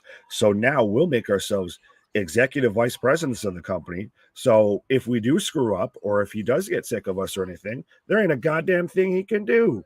That being said, of that, obviously he can get suspended, but you get my point. But right now we've got Sammy up top. Oh, misses the shooting star. Darby with a code red pop up. Two count. This is the first time in a while I'm looking forward to a Rampage. Yeah, like I said, it's the fallout from All Out 2, Electric Boogaloo. And it does feel, even I know KJ's been kind of harsh on Moxley's promos and hasn't been the biggest fan, but even Moxley's whole promo, and very much you obviously heard my opinion on Jericho, they both felt like there was an extra gear that they hit. Obviously, we heard that those two and Brian were the two that kind of led the locker room meeting that happened. So it was good to see that everybody else felt like, okay, now is my time to kind of really step up and kind of make my claim here. And of course, we've got Tay and Sammy having a little smoochy poo as Darby comes diving in like a cannonball. KJ says, I like the Darby versus Pete idea. Oh, Lord. Maybe that's something we'll have to do at some time, of do a fantasy book an AEW versus WWE show. Honestly, let us know in the chat what you want to see. If you want to see something like that, and leave a comment on the video, not in the chat, on the actual video. If you actually like some stuff that you want to see come out from us and everything like that, because we always love to hear from you guys. Again, we've always said we're a channel for fans by fans. Christ, I was a fan, and now I'm up here hosting solo while my man takes a pause for the cause. We've got Darby taking off Sammy's wedding ring and stomping on the hand. This is in Sports Entertainer of the Week is Darby Allin. The Chris Jericho Sports Entertainer of the Week. That's interesting that they're going to do that as an award. Maybe we'll start doing that with the Golden KJ as my green screen messes that up. But apparently AEW is doing their own thing with the Sports Entertainer of the Week. And this week it's Darby Allin. Speaking of sports entertainer, the sports entertainer host of the week, the host of the week, the host every night. Yeah, no. I'm just a humble man talking wrestling. I'm the son of a plumber. I'm a trucker. You know, hard times, baby. Hard times is when AEW rips off your idea for an award. Right? Let's go. I can do that. Oh, that was a dirty cutter. Oh, I like the hop to hop. I know it's a little aggressive. It's a little, certainly Soleil, but it is a hell of a move. Hagen's cheering for Sammy. And listen, a lot of people bag on Tay, but Sammy did well. Well, they're just annoying, but let's not forget she's a very attractive woman. People are like, she's horrible. Nah, shut up. The host with the most beard. It's a true story. But he didn't say best. That's what I read. No, you have size. Size matters, motherfucker. Pause. And INC Jericho versus Guevara. You want to see Jericho versus Guevara. Why? No, you're gonna see Jericho versus Garcia because Jericho has to be latched on to everything. Low blow as Tay throws in the but Jericho's fighting Brian next week. Oh, folks, if you ever had a grungy preteen phase, to where you thought you were Tony Hawk and skateboarded, Darby just got powerbombed onto the actual wheels of his skateboard. Oh, right on the truck. Right. Oh. Yeah, see, I knew this is how they were going to book it, and I just don't fucking like it. So Hagen's hoping that Jericho ends up winning against Brian, and Sammy goes. If it's a Jericho-Sammy final, I'll throw up. You'll get a babyface pop for MJF winning. Right? Yeah, actually. You're going to get a babyface pop anyway. They're in Long Island, dude. Oh, and he does it again. Oh, well, yeah. That's going to be super interesting. But do you do it? It's so weird to book. Do you do it to where you have Moxley versus Brian have it? Or do you do the Sammy versus Jericho? Like, it's actually interesting. What if he just interjects himself in the match and becomes a triple threat? So he doesn't... Maybe. The man sat there and sent out Bivens to go and get the chip for him. True story. Right. I'm conflicted. I like both. Gotta go with the pretty boy. Which one?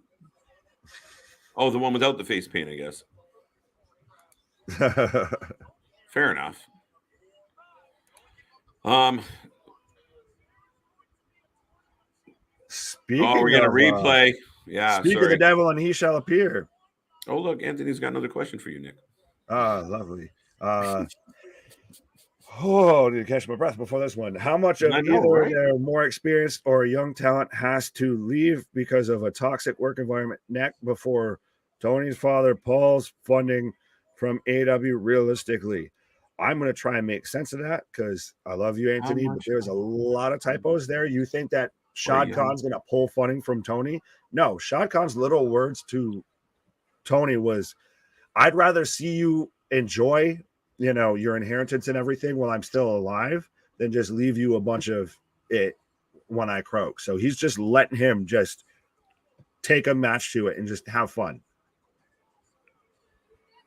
Yeah, but I wonder what the inheritance was. Was it like $1 billion? Was it $2 billion? Well, was it? Sorry, go ahead. I was just going to say part of this too is it's interesting to me of how this man still is also involved in 2 other sports franchises. Well, go ahead. No, finish that thought, because that, granted, you could argue that with the Jacksonville Jaguars, but aren't run as sloppily as this. So it's like, why are you struggling here, bud? That's, to me, that shows he's just marking out.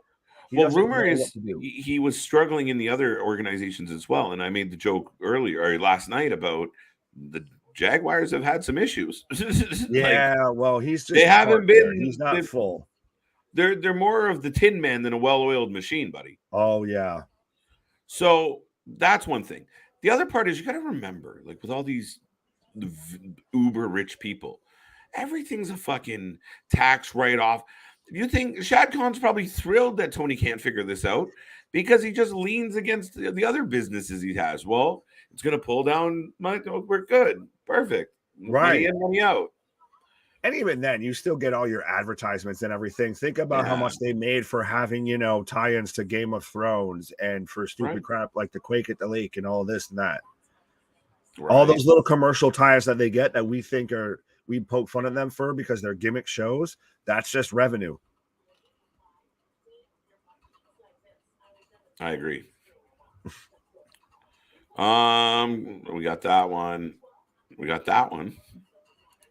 Wait, that's my favorite one. Can we just leave that up for a while? Oh, yeah. I think we've both gotten told that from different people throughout the night. So that's right. It's okay, though, Nick. We both disagree. I was going to say, well, no, trust me, folks. I got a big enough head as it is. I don't need it to get any bigger. Right. Pause. Yeah. Don't burst. Honestly, if it's a Sammy versus Jericho final for this tournament, I'm already predicting Sammy lays down for Jericho before or after the match. Oh, fuck that pop, man. And I think I'm the only one who caught it too. Right. We would be the only two that would realize if they did. Right. I want Madison Rayne to lose tonight, and I hope Claudio wins tonight. What do you want Madison Rayne to lose tonight? What do you got against Madison Rayne? What does she do to you? Huh? Right. No, why do you want it instead of think it's going to happen? Right. What else? We live in a democratic society, sir. We don't just get things we want. Yeah, pretty much. But yes, ladies and gentlemen, we are in another commercial. We are rolling through Rampage. We're about 15 minutes into it. Let us know out there how you're doing tonight. Keep this chat rolling. Keep it alive. Keep it full of energy. Do it. Mm-hmm. Yes. So Nick is right. Nick is right about me being right, or Nick is right about me being right. I'm not quite sure. Either way, I agree. Nick's right about me being right. Yeah, no, I can't understand, Anthony, if this is the final they're going to go with, if this is the direction it goes. I'll be honest, I won't be happy. I won't be overly impressed with that decision. I mean, I've been bitching and complaining about the trios titles for quite a while now. Like, hey, sorry, I don't care about what I was saying. Joe.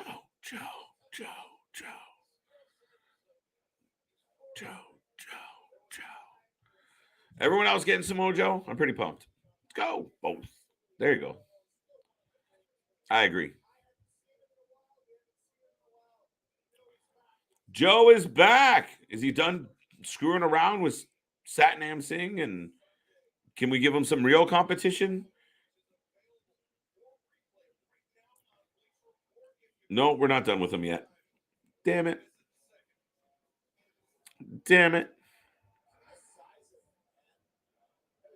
Didn't recognize Joe. He came too quick. Pause. What else we got? I think I'm going to go up here. Buffalo.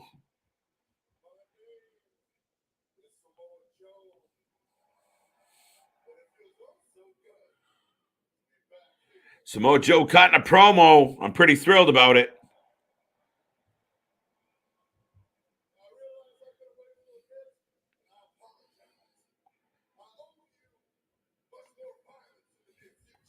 Oh, Joe says, I owe you some violence.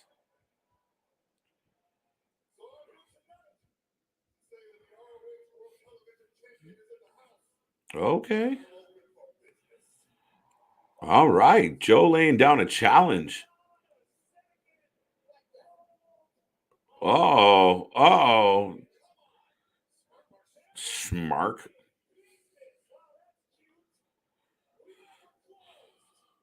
All right. So we got Josh Woods, the former ROH Pure Champion, with Tony Nese and Schmarkmark.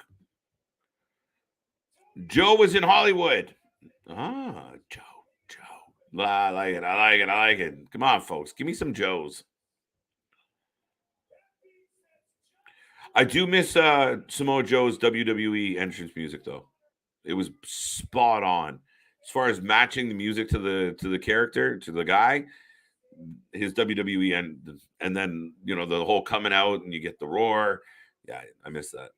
Cool. Hassan, you're cool. I'm here for Josh Woods push. Wait. Pause. Yeah, no, I'm a fan of Josh Woods. He's done he did a really good job in ROH. I remember when he debuted, kind of like right out of the gate. You were like, okay, this guy's kind of serious. So he's come a long way. He held that pure title. He lost it to Yuta. But yeah, I'd go. I'm down for a Josh Woods Samoa Joe battle. I think it'll be half decent.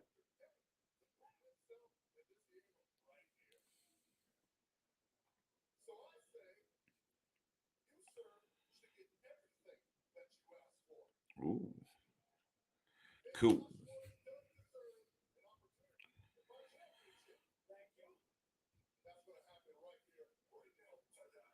Right here, right now, tonight? No, Schmark's not going to have that happen. Okay. Joe willing to fight in jeans. Bold man.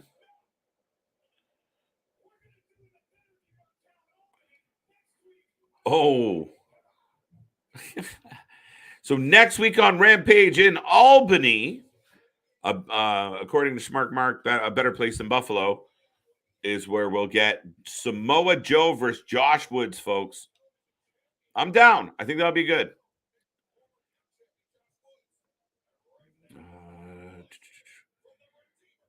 Oh, now we get another promo. Miro has become the Veer Mahan of AEW.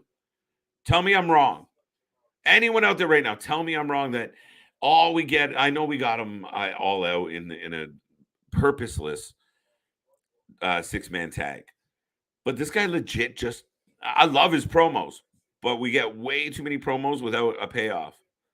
Miro Evans.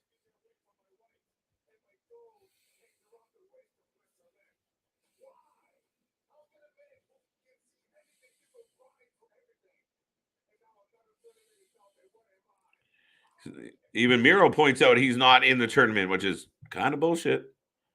He would have been great in the tournament.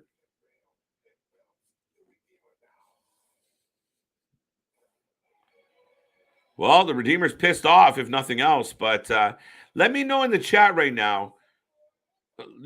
Did they screw up by not putting Miro in that tournament? Would that not have been a good opportunity to highlight Miro, even if he didn't win the tournament? I just think he should have been included. Here comes Madison Rayne.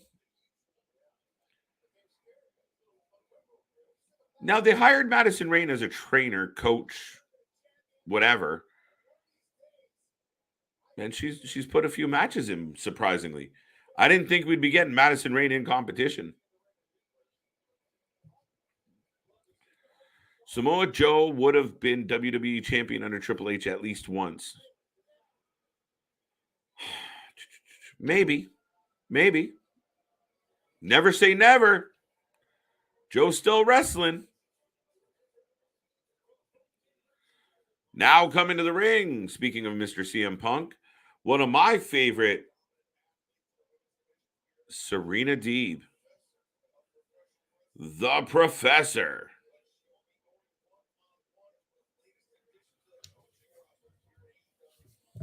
All right, so even Excalibur's talking about the fact that Madison Rain's part of the coaching team. They should have had Miro Evans in the tourney. Yes, they should have had Miro in the tourney. So let me know in the box right now if you are watching, if you're tuning in, which I'd be talking to you I wouldn't be talking to you if you weren't here. Let us know, who do you got in this match? Who's taking the win? Who is going to go home with the W? We got Serena Deeb. We got Madison Rain. Who do you see winning tonight? Deeb to BCC. I still think Hayter. Wait, what? That was a quick turn. Jamie Hayter. Jamie Hayter joins them when she breaks from Britt. That's funny as hell. Deeb to BCC. Wait, I still think, or did someone else say? Are you answering? Anyway, Nick. I like Deeb as the idea. Hayter. Maybe. I mean, that's not much of a reach. It's not bad. I think if I was to put bet, I would rather see Deeb in there though. Serena Deeb for the win. Hello, BB Wheels. Welcome on back. Good to see you. Nice ride. Alexander, how are you doing tonight? Big Nick says hello as well. Thank you for joining us. Everyone out there, thank you for joining us as we head into the second half an hour of AEW Rampage. It's going to be interesting, if nothing else. And, so far, no signs of additional turmoil at AEW. So Madison Rain right now is on top of Serena Deeb, going for the pin. Let me know who you got tonight.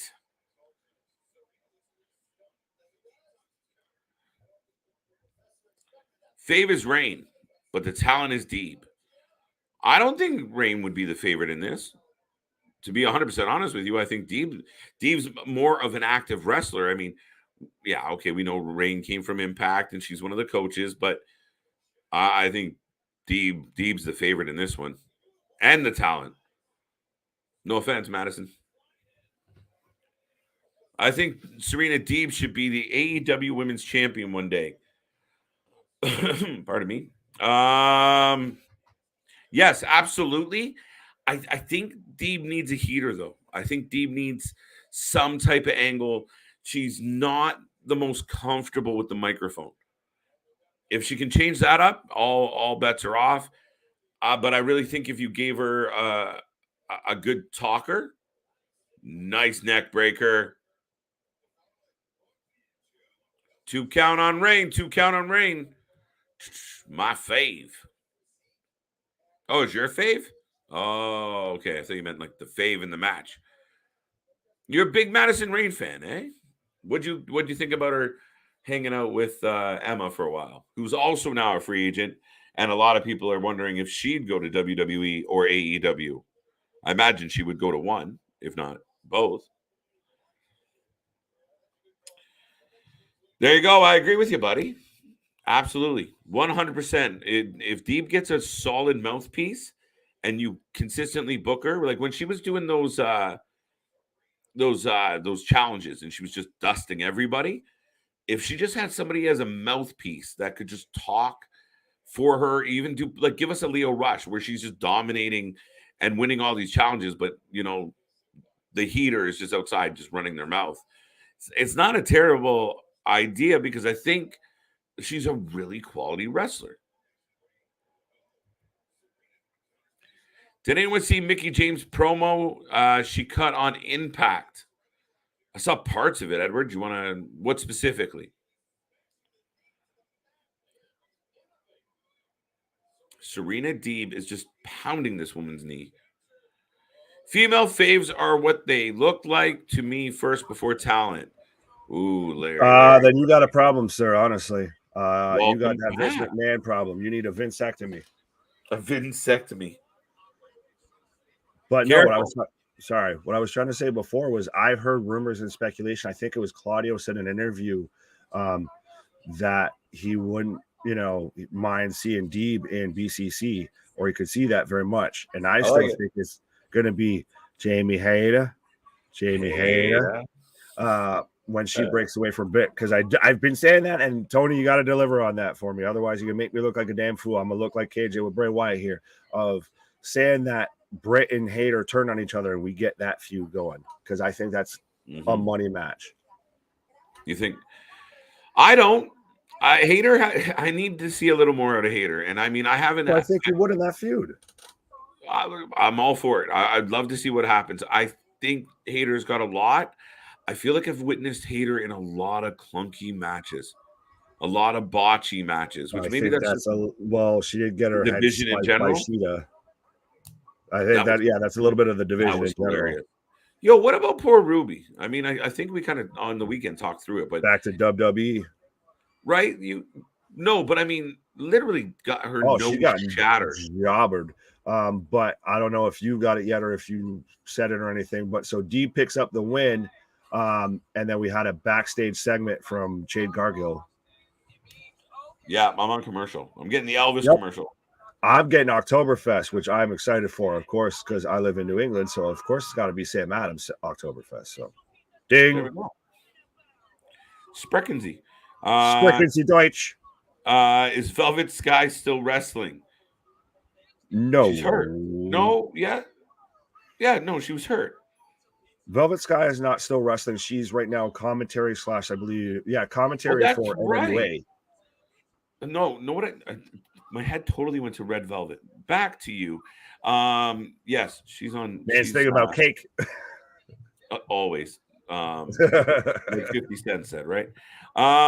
Velvet Sky is still wrestling. No. She's a commentator in NWA. And it was. I remember when we did NWA 74. It's very awkward to see her and Bully Ray together on commentary. It really, yeah. No, like I mean, and folks, if you know, you know. If you know, you know. Oh no. If she's not doing the Ric Flair retirement angle, she wins matches till she loses, then retires. Who? If she's not Edward, did anyone say? Oh, Mickey James. If she's not doing, yeah. Did we ever get an actual answer of what that really was? I feel like, and I saw some things about where she's like on kind of like a farewell tour by the sounds of it, or there's hints of it being. Maybe her and Aldis go to the Fed. Everybody to the Aldis Fed is a hunter guy, so sorry, but for the bulk of 2021, the chunk of 2022, everyone was like, every time there was a free agent or something, somebody got hot, they were like, AEW, they're going to AEW. Oh, yeah. It is completely flipped, and everyone, Fed. Right.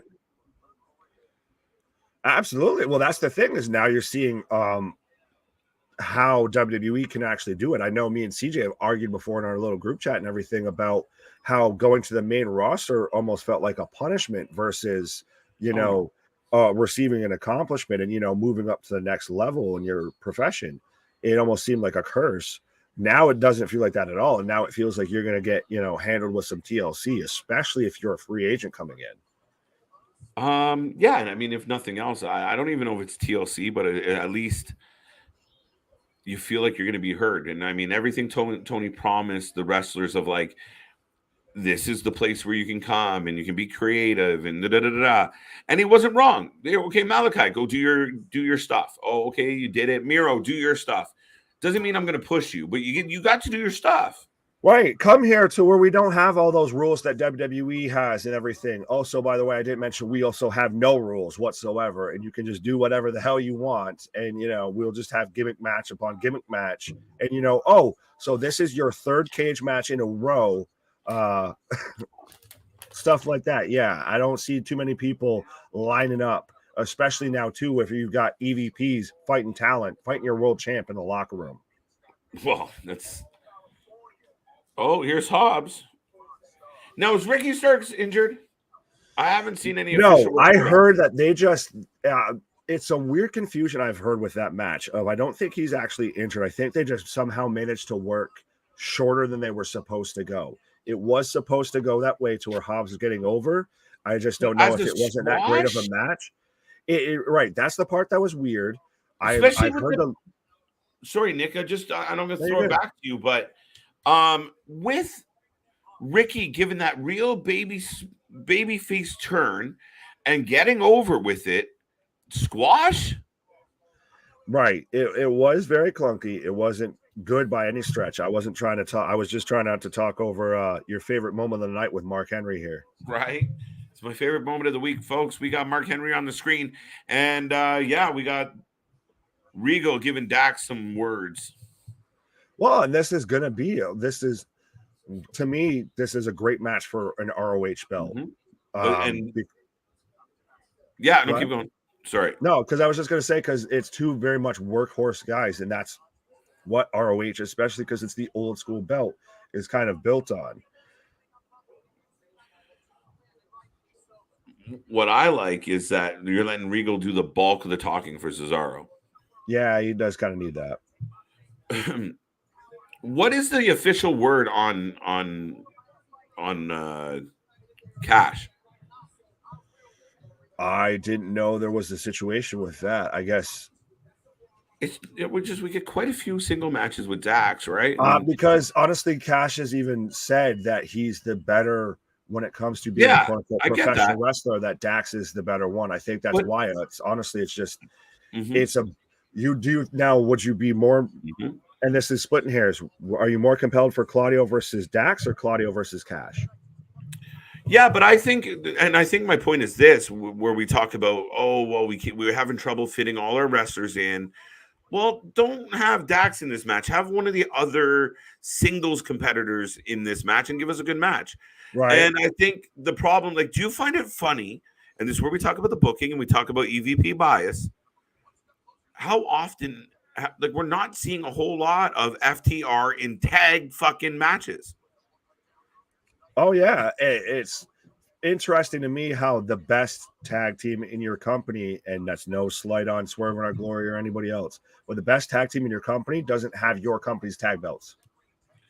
Yeah. They have everybody else's tag belts, and you put those all up on TV. But your company's tag belts, nope.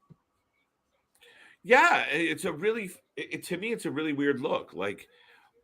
Why would you not? And again, I'm not going to jump all over the Bucks again. Everybody who watches this stream, Punk already did that enough. Yeah, you know. Actually, AC Steel. That's true. Steel. Most people know how I feel about the whole FTR should have got the belts from the Bucks situation and how cowardice it was. But again, you book them on the pay-per-view in a 6-man. Coming off their, the last little stretch here, they were in a 6-man with Punk. They were in a 6-man with Wardlow. They were in a 6-man with they did the guest spot with somebody in the middle. Was it Trent? Trent? Maybe it might have been or Swerve or Lee, or it was somebody in that kind of cluster. I think it might have been. It was the week after where it was supposed to be Punk, and I'm pretty sure it's Trent. Fact checkers, right? But the point is, they're in 6-mans, and then we've gotten 2 singles matches from Dax. What the fuck is going on? But and even to your point with the 6-man is that you had them in a 6-man match, and you also had a 6-man tournament final on the same pay-per-view, and they weren't involved in the tournament at all. That's a little bit of a problem. Right. And Claudio coming out right now looking at like an absolute machine. Although I might be mistaken, he does look like he's kind of got a little bit of a limp, if I'm being honest. Maybe. Maybe a little. Yeah, I think he might be getting about there.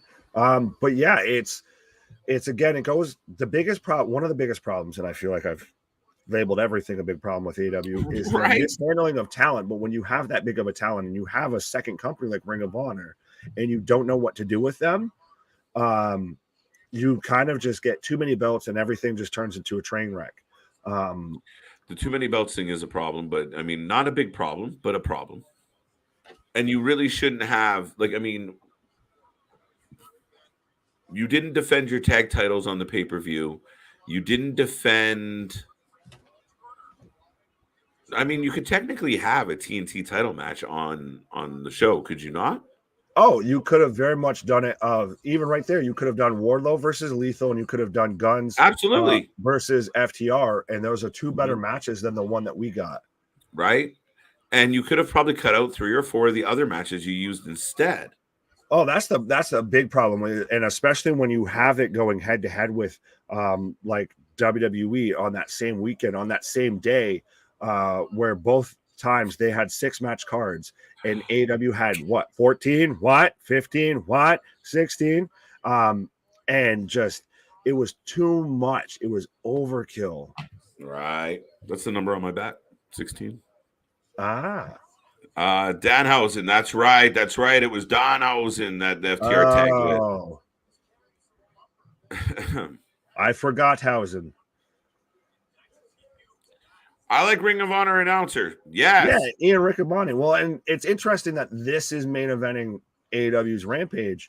And it's, again, like we've talked about, of this should be an hour of Ring of Honor. Tony doesn't know what to do with Ring of Honor. Just make it Rampage.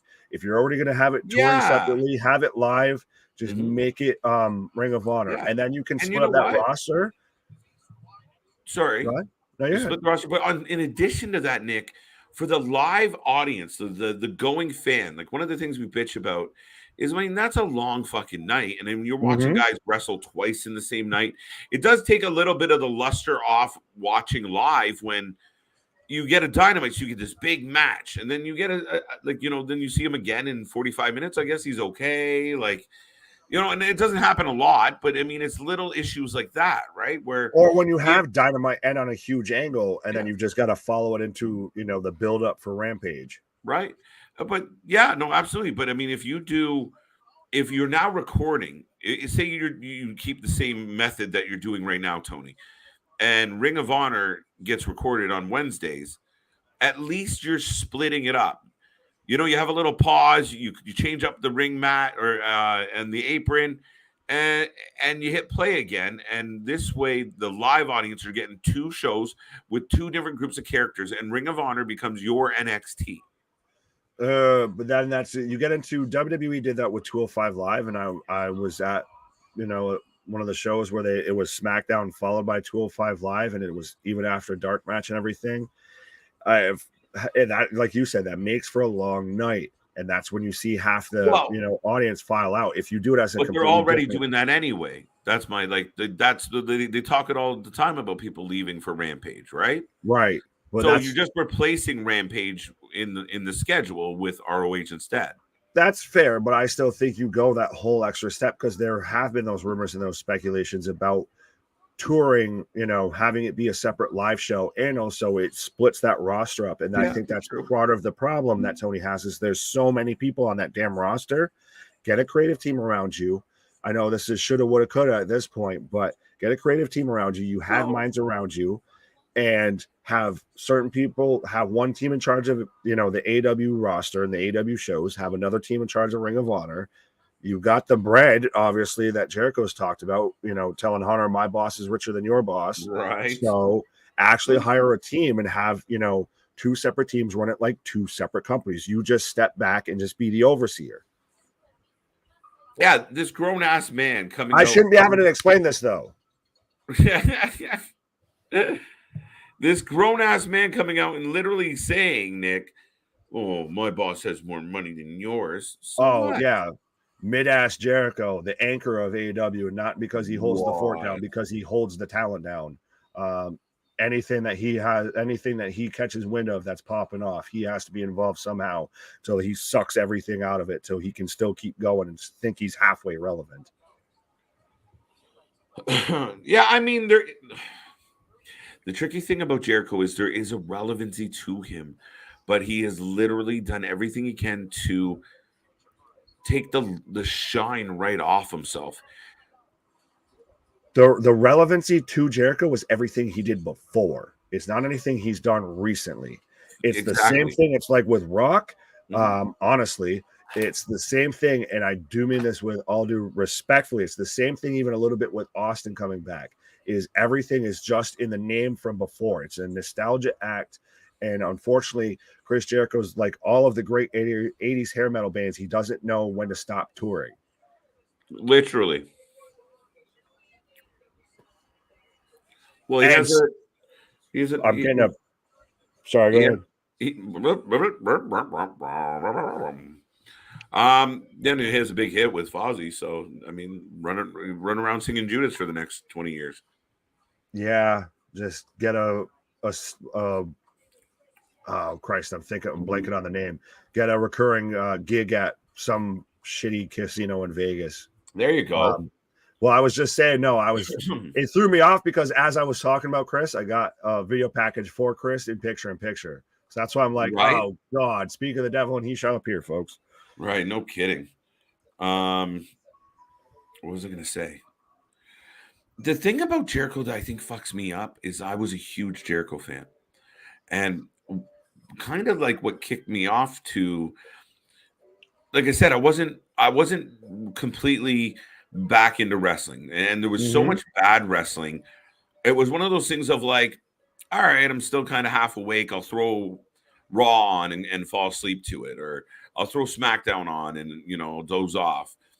And then all of a sudden it was like, wait, Jericho? And I started hearing the stories and seeing them online, and I'm like, all right, I'm into this. But Jericho's somewhere along the line, and I think it partly because Tony's wedged so far up his ass that he can pretty much do whatever he wants. And somehow it just got so pretentious, and he's so full of himself. And it's like that guy that we're like, you ever play a sport with a guy that's just laying bricks all fucking day, but think the hottest shit going, like high fiving himself all night long. And that's kind of what Jericho feels like at this point. Yeah, I will get to that in one quick second. I do want to just let people know I've got Claudio right now, pretty much bowling ball throwing Dax into the turnbuckle, and that looked pretty rough, folks. But that's the thing with Chris. I honestly fell off with him and kind of gave up when that time when he kept coming back for random spots during the Rumbles for WWE. Like even before he went to New Japan and had that whole the Painmaker and everything like that. But yeah, he's very much become this self-serving, self-satisfied, self-promoting, ego maniac. That's completely from where he was. Like he's fully living the sports entertainer lifestyle, right? And it's just he's that guy that always has the better than you story. Yeah, that's cool, but guess what I did? Get it. Yeah. Right. And like I said, I was an adamant, like I listened to his weekly podcast, mostly the ones that I kind of stuck to the rest. I didn't go too far into some of his other ones because sometimes I find the way he interviews is a little like he comes off like, oh, really? So I don't want to bag on him. I did enjoy his podcast, especially with the guests, and especially at the time where every wrestler that left the WWE went to Jericho's podcast and just like, so tell me about your experience. Right. Oh, shit, here we go. He was the safe landing spot, your post WWE run when you could actually get out there and talk. But now, big ass clothesline from Claudio on the Dax. I think the man hit him so hard he spit his gum out. But it very much now has turned from that to Jericho's podcast is pretty much right there at gorilla position, it feels like. And it's all just, let's all talk about how great we are. Cool. That's the worst thing to do, because if you have to tell people how good you are, then you ain't that good. It's like giving yourself a nickname. If you have to give yourself a nickname, then from the man who it's not an actual nickname.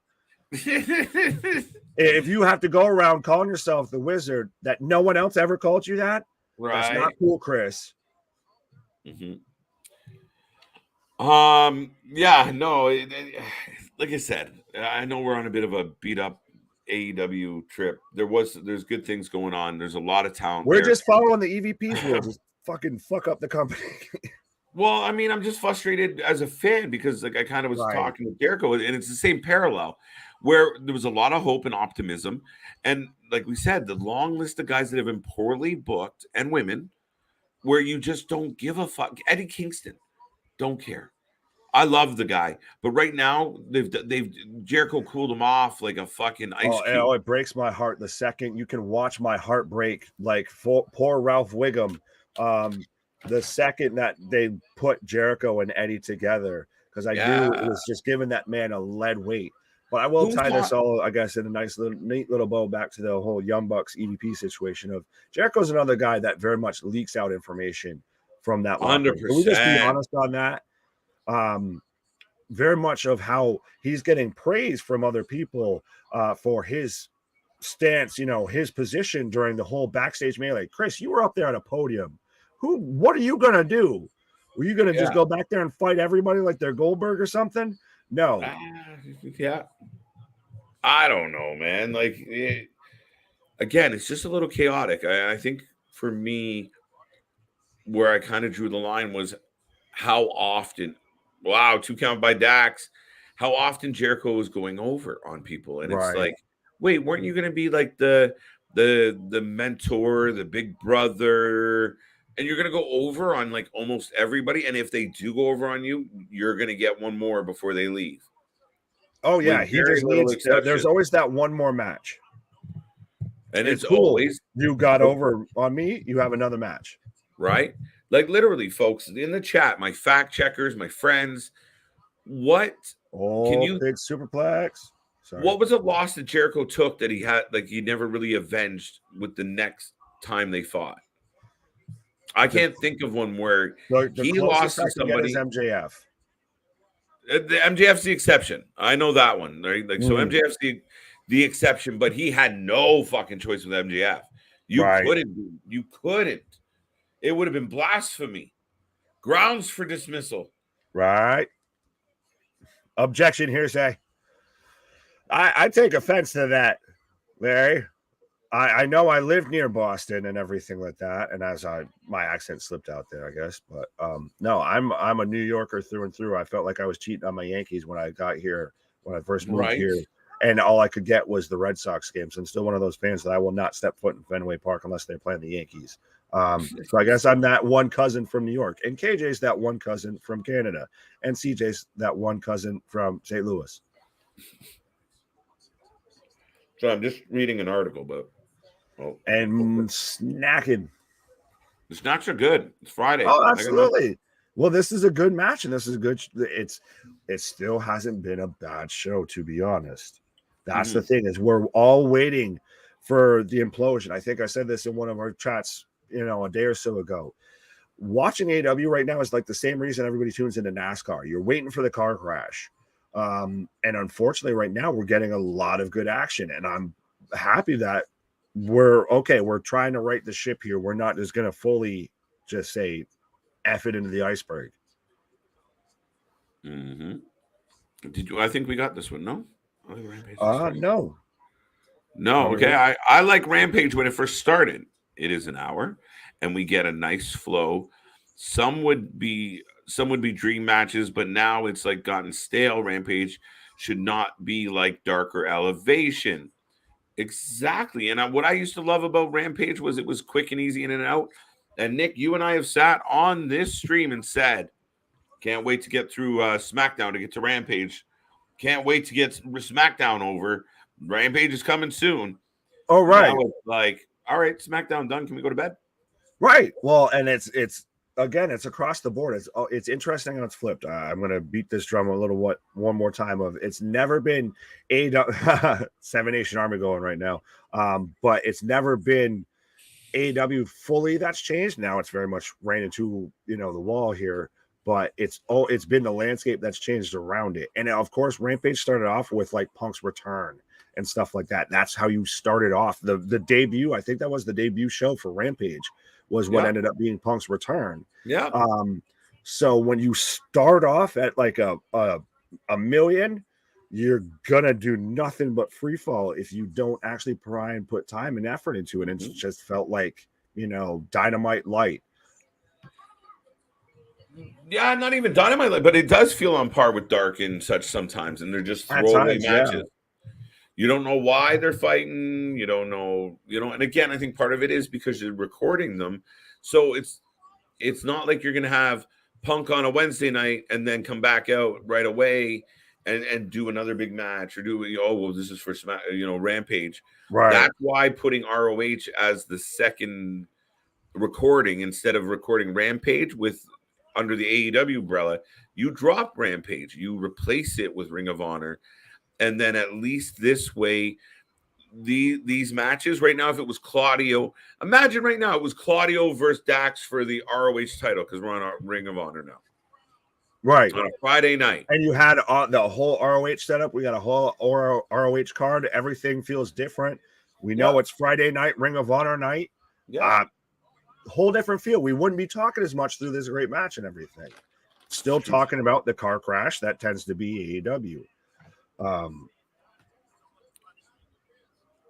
But I hell of a match, by the way. Sorry, Nick. And I was just going to say to the fans, I'm going to remind you, all 27 of you, let's get some let's get some predictions in this box.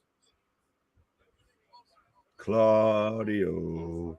I don't know about you, but that's where I'm going. I think that man needs to be the face of Ring of Honor. Whenever they actually make that a show, put that man on posters. He looks good with that belt. The whole athletic getup, I'm here for it.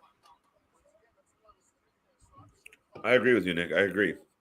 And I mean, again, Dax really, I don't want to see Dax in a whole lot of single matches. He is excellent, not taking anything away from him, but he's part of the best tag team in the world. I would really like to see them compete more often in AEW. Right. He's better as a tag team wrestler. And back to what we're saying quickly about with Rampage is what happened, I feel, has played out. And I know I've compared AEW to WCW a lot, but it's what I feared when they announced Rampage is it's become their WCW Thunder. Yeah, that's exactly what it was. It's their dumping ground for here's some matches. Yeah. Figure it out. Right? Nobody important wants to come here and do this. So you're going to get a whole lot of fucking mid-carders and people you haven't heard of. All right. Let's go. Right. You're going to get matches that have no storyline, no build. There still might be some good matches and everything. There's some hidden gems on there. But we're not going to give you any sort of build up. And the crowd's going to be dead because it's just getting filmed right after we had a big angle for our major show. The match continues.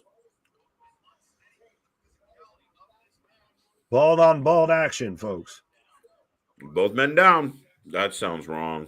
Wrong. Pause.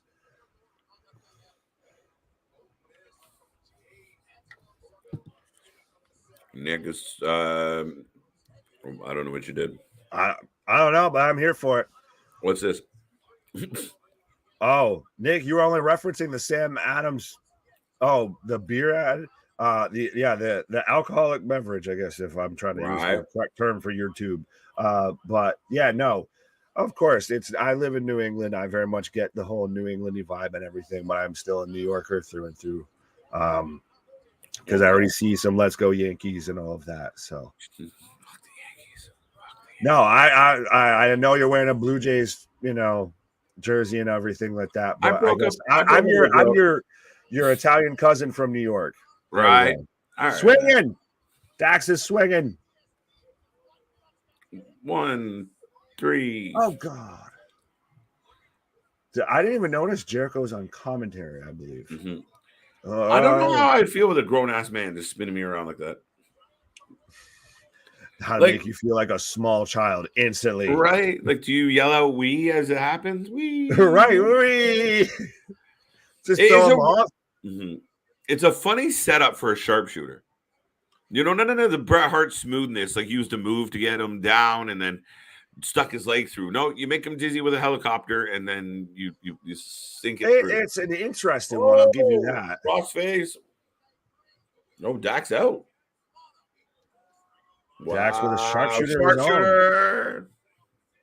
That's the thing is I like even honestly what Punk did, what Dax and Cash did when they had their match together of that kind of Bret Hart tribute. Mm-hmm. I've been a detractor of Bret Hart.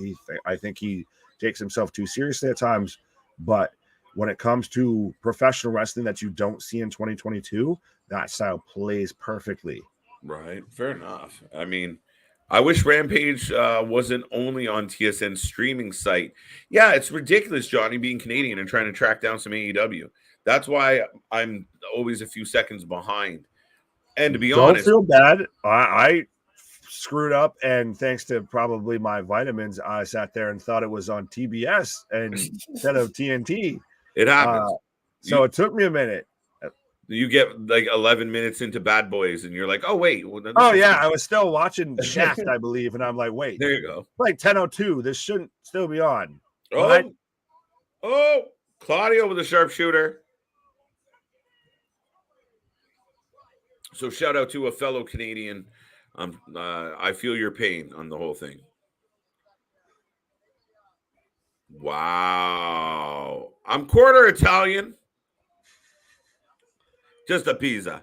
Right. Just a little paisan. Little paisan. Right. Just there you go. Look at all those smart marks in the audience. Well, how'd you pick them out? Edward, how did you pick them out? Because they're at an AEW show. Oh, so all of them. Right. Well, that's the thing, is like we've talked about on stream, and we get that. Are you at the finish? Yeah, I gotta finish. I got a winner. Yeah. I haven't said anything yet. No, go ahead. I'm snacking. Okay. So I'll spoil it then, because we do have a finish, folks. Claudio wins with a sharpshooter on Dax, and we do get the kind of handshake, the code of honor afterwards. Interesting that Dax goes out on a sharpshooter, Bret Hart's move. But as I was saying with the fans, it's that disenfranchised WWE fan that only went to the AEW because WWE sucked has now instantly gone back. So now you do very much get that niche audience. And I feel like the Young Bucks and Tony don't know how to not play to that. Yeah, I mean, we talked about it, right? I mean, if you're going to do a hardcore match or a steel cage match or a blood and guts match, you make it matter. Right. And again, if every once in a while you want to give the fans something special on free TV, do it, but plan it out, plot it out, figure out what you're going to do. Like we joked, and unfortunately, as much as we joke about it, it's not that funny in the sense of we literally had street fight, cage match, street fight, cage match, street fight, no DQ, falls count anywhere, like anarchy, and like they just ad nauseum. And even as a fan of that, I don't mind a good hardcore match or good no rules, but when it's constant, I'm like, fuck, can I just see two guys lock up? Right. And that's a thing too, I guess, and if we want to give ourselves this title, or at least I'll give myself this title, as pundits, as personalities, I guess, now when it comes to professional wrestling, when you know the wear and tear that guys take doing that, to see that back to back to back, you're like, all right, enough. Let me step away from the buffet here. Like you said, let me see a collar and elbow tie up after I'm seeing the eighth, thrown off the cage spot. Right. Like, I know you can do a backflip. Can you do an arm drag? Right. Can you work a submission? I know you can, manage to cut your forehead open on a clothesline, but can you actually try and, work some ground game? That's funny. DeMarcus, 6 out of 10. Let us know in the box, folks. If you're new here, rate the show out of 10. AEW Rampage. If you didn't give us a SmackDown rating and you feel like it, the floor is yours. Let us know what you thought. 6 out of 10 from DeMarcus. I was going to say, or if there's anything still that's going on. I know we've been very much, talking about anything going on in professional wrestling right now. But so if there's anything that we may have missed or you want to hear us go in more into detail on, I'm still good to go for a bit. Right. So, but yes, I'm right there with you. Right. Got Zombieland on. I'm cool with that. Yeah, no, we all kind of, that's so funny. So right. Even in Canada, I got it in Canada too. There we go. See? United. And see, Edward, with this, I find it interesting that Sicilians somehow, even though we're all from the same, country and all that you guys still halfway want to make yourselves like independent from us. You're the Quebecer. You're the Quebecer? Yeah, okay, there you go. Right. It's an interesting thing. Rampage, 6 out of 5. Good night, fellas. Good night, Larry. 4 out of 10, Edward. 8 out of 10, Wait, for what? SmackDown. Oh, I guess SmackDown. like reading is fundamental to Sorry. it. No, I did it. I jumped the gun. 5 out of 10 for Rampage. Main event was awesome. Nick, what do you got for Rampage? Oh, Rampage, tough one.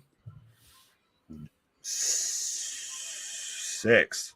Ooh, 5.5 was my thought. See, we've been I've been a half a point above you on everything. I guess Right, it's me you're in a smoking better the mood than whole me today.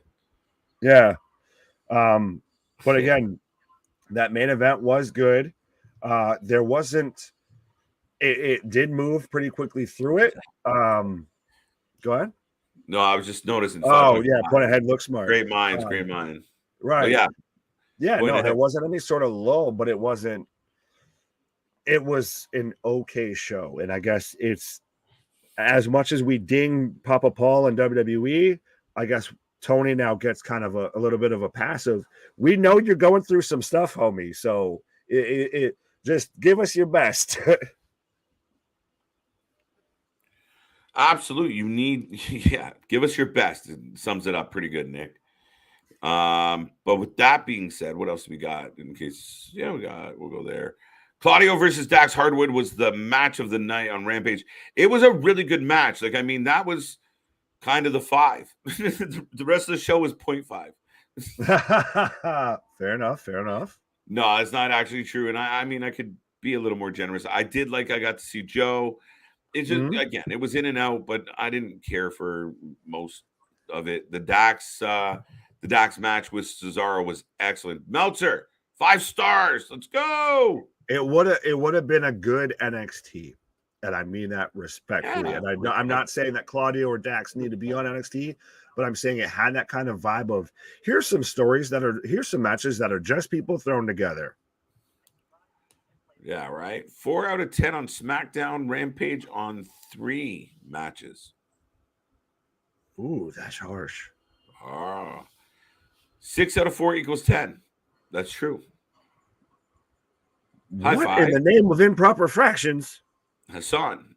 Yeah, no, that's a little backwards, isn't it? No, it not doesn't. The 30 actually. Over the 40. That's an improper fraction. Yeah, dude, completely dyslexic on that one. I just gave him the benefit of the doubt that he knew what he was doing. Right. It's a feel-good Friday night. Right. But, ladies and gentlemen, I will remind everybody right now that if you want to go to an event, if you want to go to a show, if you want to go out on the night, if you want to take your lady somewhere or your fella or whatever, if you want to have a good time, go to SeatGeek.com. When you go to checkout, use the code Wrasslin and save yourself $20 on your first purchase at SeatGeek.com. And don't forget, use the code Wrasslin. Also, ladies and gentlemen, we have t-shirts. Yes, we have our t-shirts. And as you can see in front of our beautiful faces, Nick, we have the what t-shirt. All right, Nick, what? We have the what t-shirt. What? Thank you, Nick. I think he froze. Mr. Every Night. Like I said, buy the Mr. Every Night t-shirt, wear it to the bar. Let everyone know what's up. But if you're gonna wear it, you got to live up to the moniker. And of course, the one and the only CJ Cut. And we're back. Almost like we played it. That's the Wyatt. Let me in. That's CJ. Let me in. Does he know he froze? No. I thought we both froze. Or no, it was all you, homie. I was still rolling. Oh, my bad. CJ cut the shit t-shirt. That's funny as hell because, dude, you got to watch that moment back because you came rushing in like Frazier. I cut a whole promo on the side, low key. Really? That's the best shit ever. Right. Anyway, sorry, I fucked up your whole flow. No, you didn't. It was good. I was at the end. I was just letting everyone know that CJ's cut the shit t-shirt. And also there's other selections as well. Go to Alt Wrestling Tees on Instagram. You can also reach out to Alt Wrestling Tees at altwrestlingtees@gmail.com.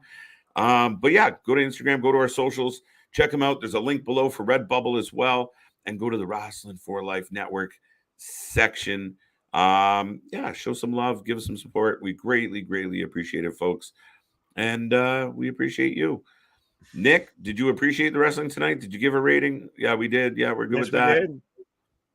All right. Last 2 clicks we're getting. Oh, no, we're not. Question. Guevara and Moxley, are you looking forward to that? Hell to the no. Not really. No. And last but not least, the same question. He said he's looking forward to it. He's saying it. And then he asked if we were. So I'm glad you're happy. I think, again, there's better people in your company. Like, why wasn't it like, dude, I'm not going to stay too long on this. No, you're good. Why is Miro not in that tournament? Mm-hmm. Why couldn't you pull off Brody King versus Miro? Or, yeah, that's a good one. Why are we wasting times with some of the lesser talent? To be honest, Jericho's already had his title run. Put someone else in Jericho's spot, to be honest. But this tournament was a chance to at least push 1 or 2 other people. And nope, Darby Allin, Sammy Guevara. Then we get Sammy Guevara, Moxley. That's not compelling at all. What if you heard right now, on Wednesday, Brody King, John Moxley? Oh, shit. Right. Or even then, still, you could potentially get a Chris Jericho versus Sammy Guevara final for, I guess, unless MJF cashes in, if they're doing it like that, like the Money in the Bank, that you could have Sammy Guevara versus Chris Jericho for the AEW World title. I will not watch. If the finals of the tournament at Grand Slam. We'll talk through that whole match. It'll be my birthday. I can call my own fucking shot. I cannot. It will not be the finals. We'll sing happy birthday to me through that whole goddamn match. There we go. I'll make that deal. Dude, seriously, I don't want to see it. It would be another example of like they fucked up the trios tournament of just bad booking, favoritism, borderline nepotism, all of the above isms. It's bad booking. It's not good, but there's always hope. Tony can wake up tomorrow and figure some shit out. He's really got to come up with a plan. Smoking the opium, no. I'm more, I don't know. Don't touch it. It's not full hopium. I didn't go full opium. I was saying he needs to start doing that because I was just going to say, kind of final thoughts for the nights and everything. Yes. Is that there's still a lot of good going on and we're still chugging along with WWE and everything. We've got Solo on the main roster. We've got a little hint of dissension between him and Sammy. We've now got Karrion Kross involved with Drew McIntyre. SmackDown overall was a good show. It was honestly more of what they're still doing with Ronda and Liv and the women's division that they still need to figure out. And then when you get to AEW, honestly, it's strap on and strap in, folks, because you don't know from 1 minute to the next whether it's going to be a car crash or we're smooth sailing through some, fine professional wrestling. It's the roller coaster of professional wrestling, I guess. Scrambled eggs. Scrambled eggs. Guys, we're almost by midnight, so now you're starting to get me hungry for breakfast. Right. Well, buddy, on that wonderful note, before we are here until breakfast, thank you, ladies and gentlemen, for joining us. We greatly appreciate every minute anybody tunes into this channel. I hope whatever you're doing right now out there, it's putting a smile on your face. Remember, life's short. Fucking smile. Don't waste your minutes. Put a good time in your pocket and run with it. I don't even know what that means, but it's provocative. Big Nick, it's provocative. It gets the people going. Big Nick, always a pleasure, sir.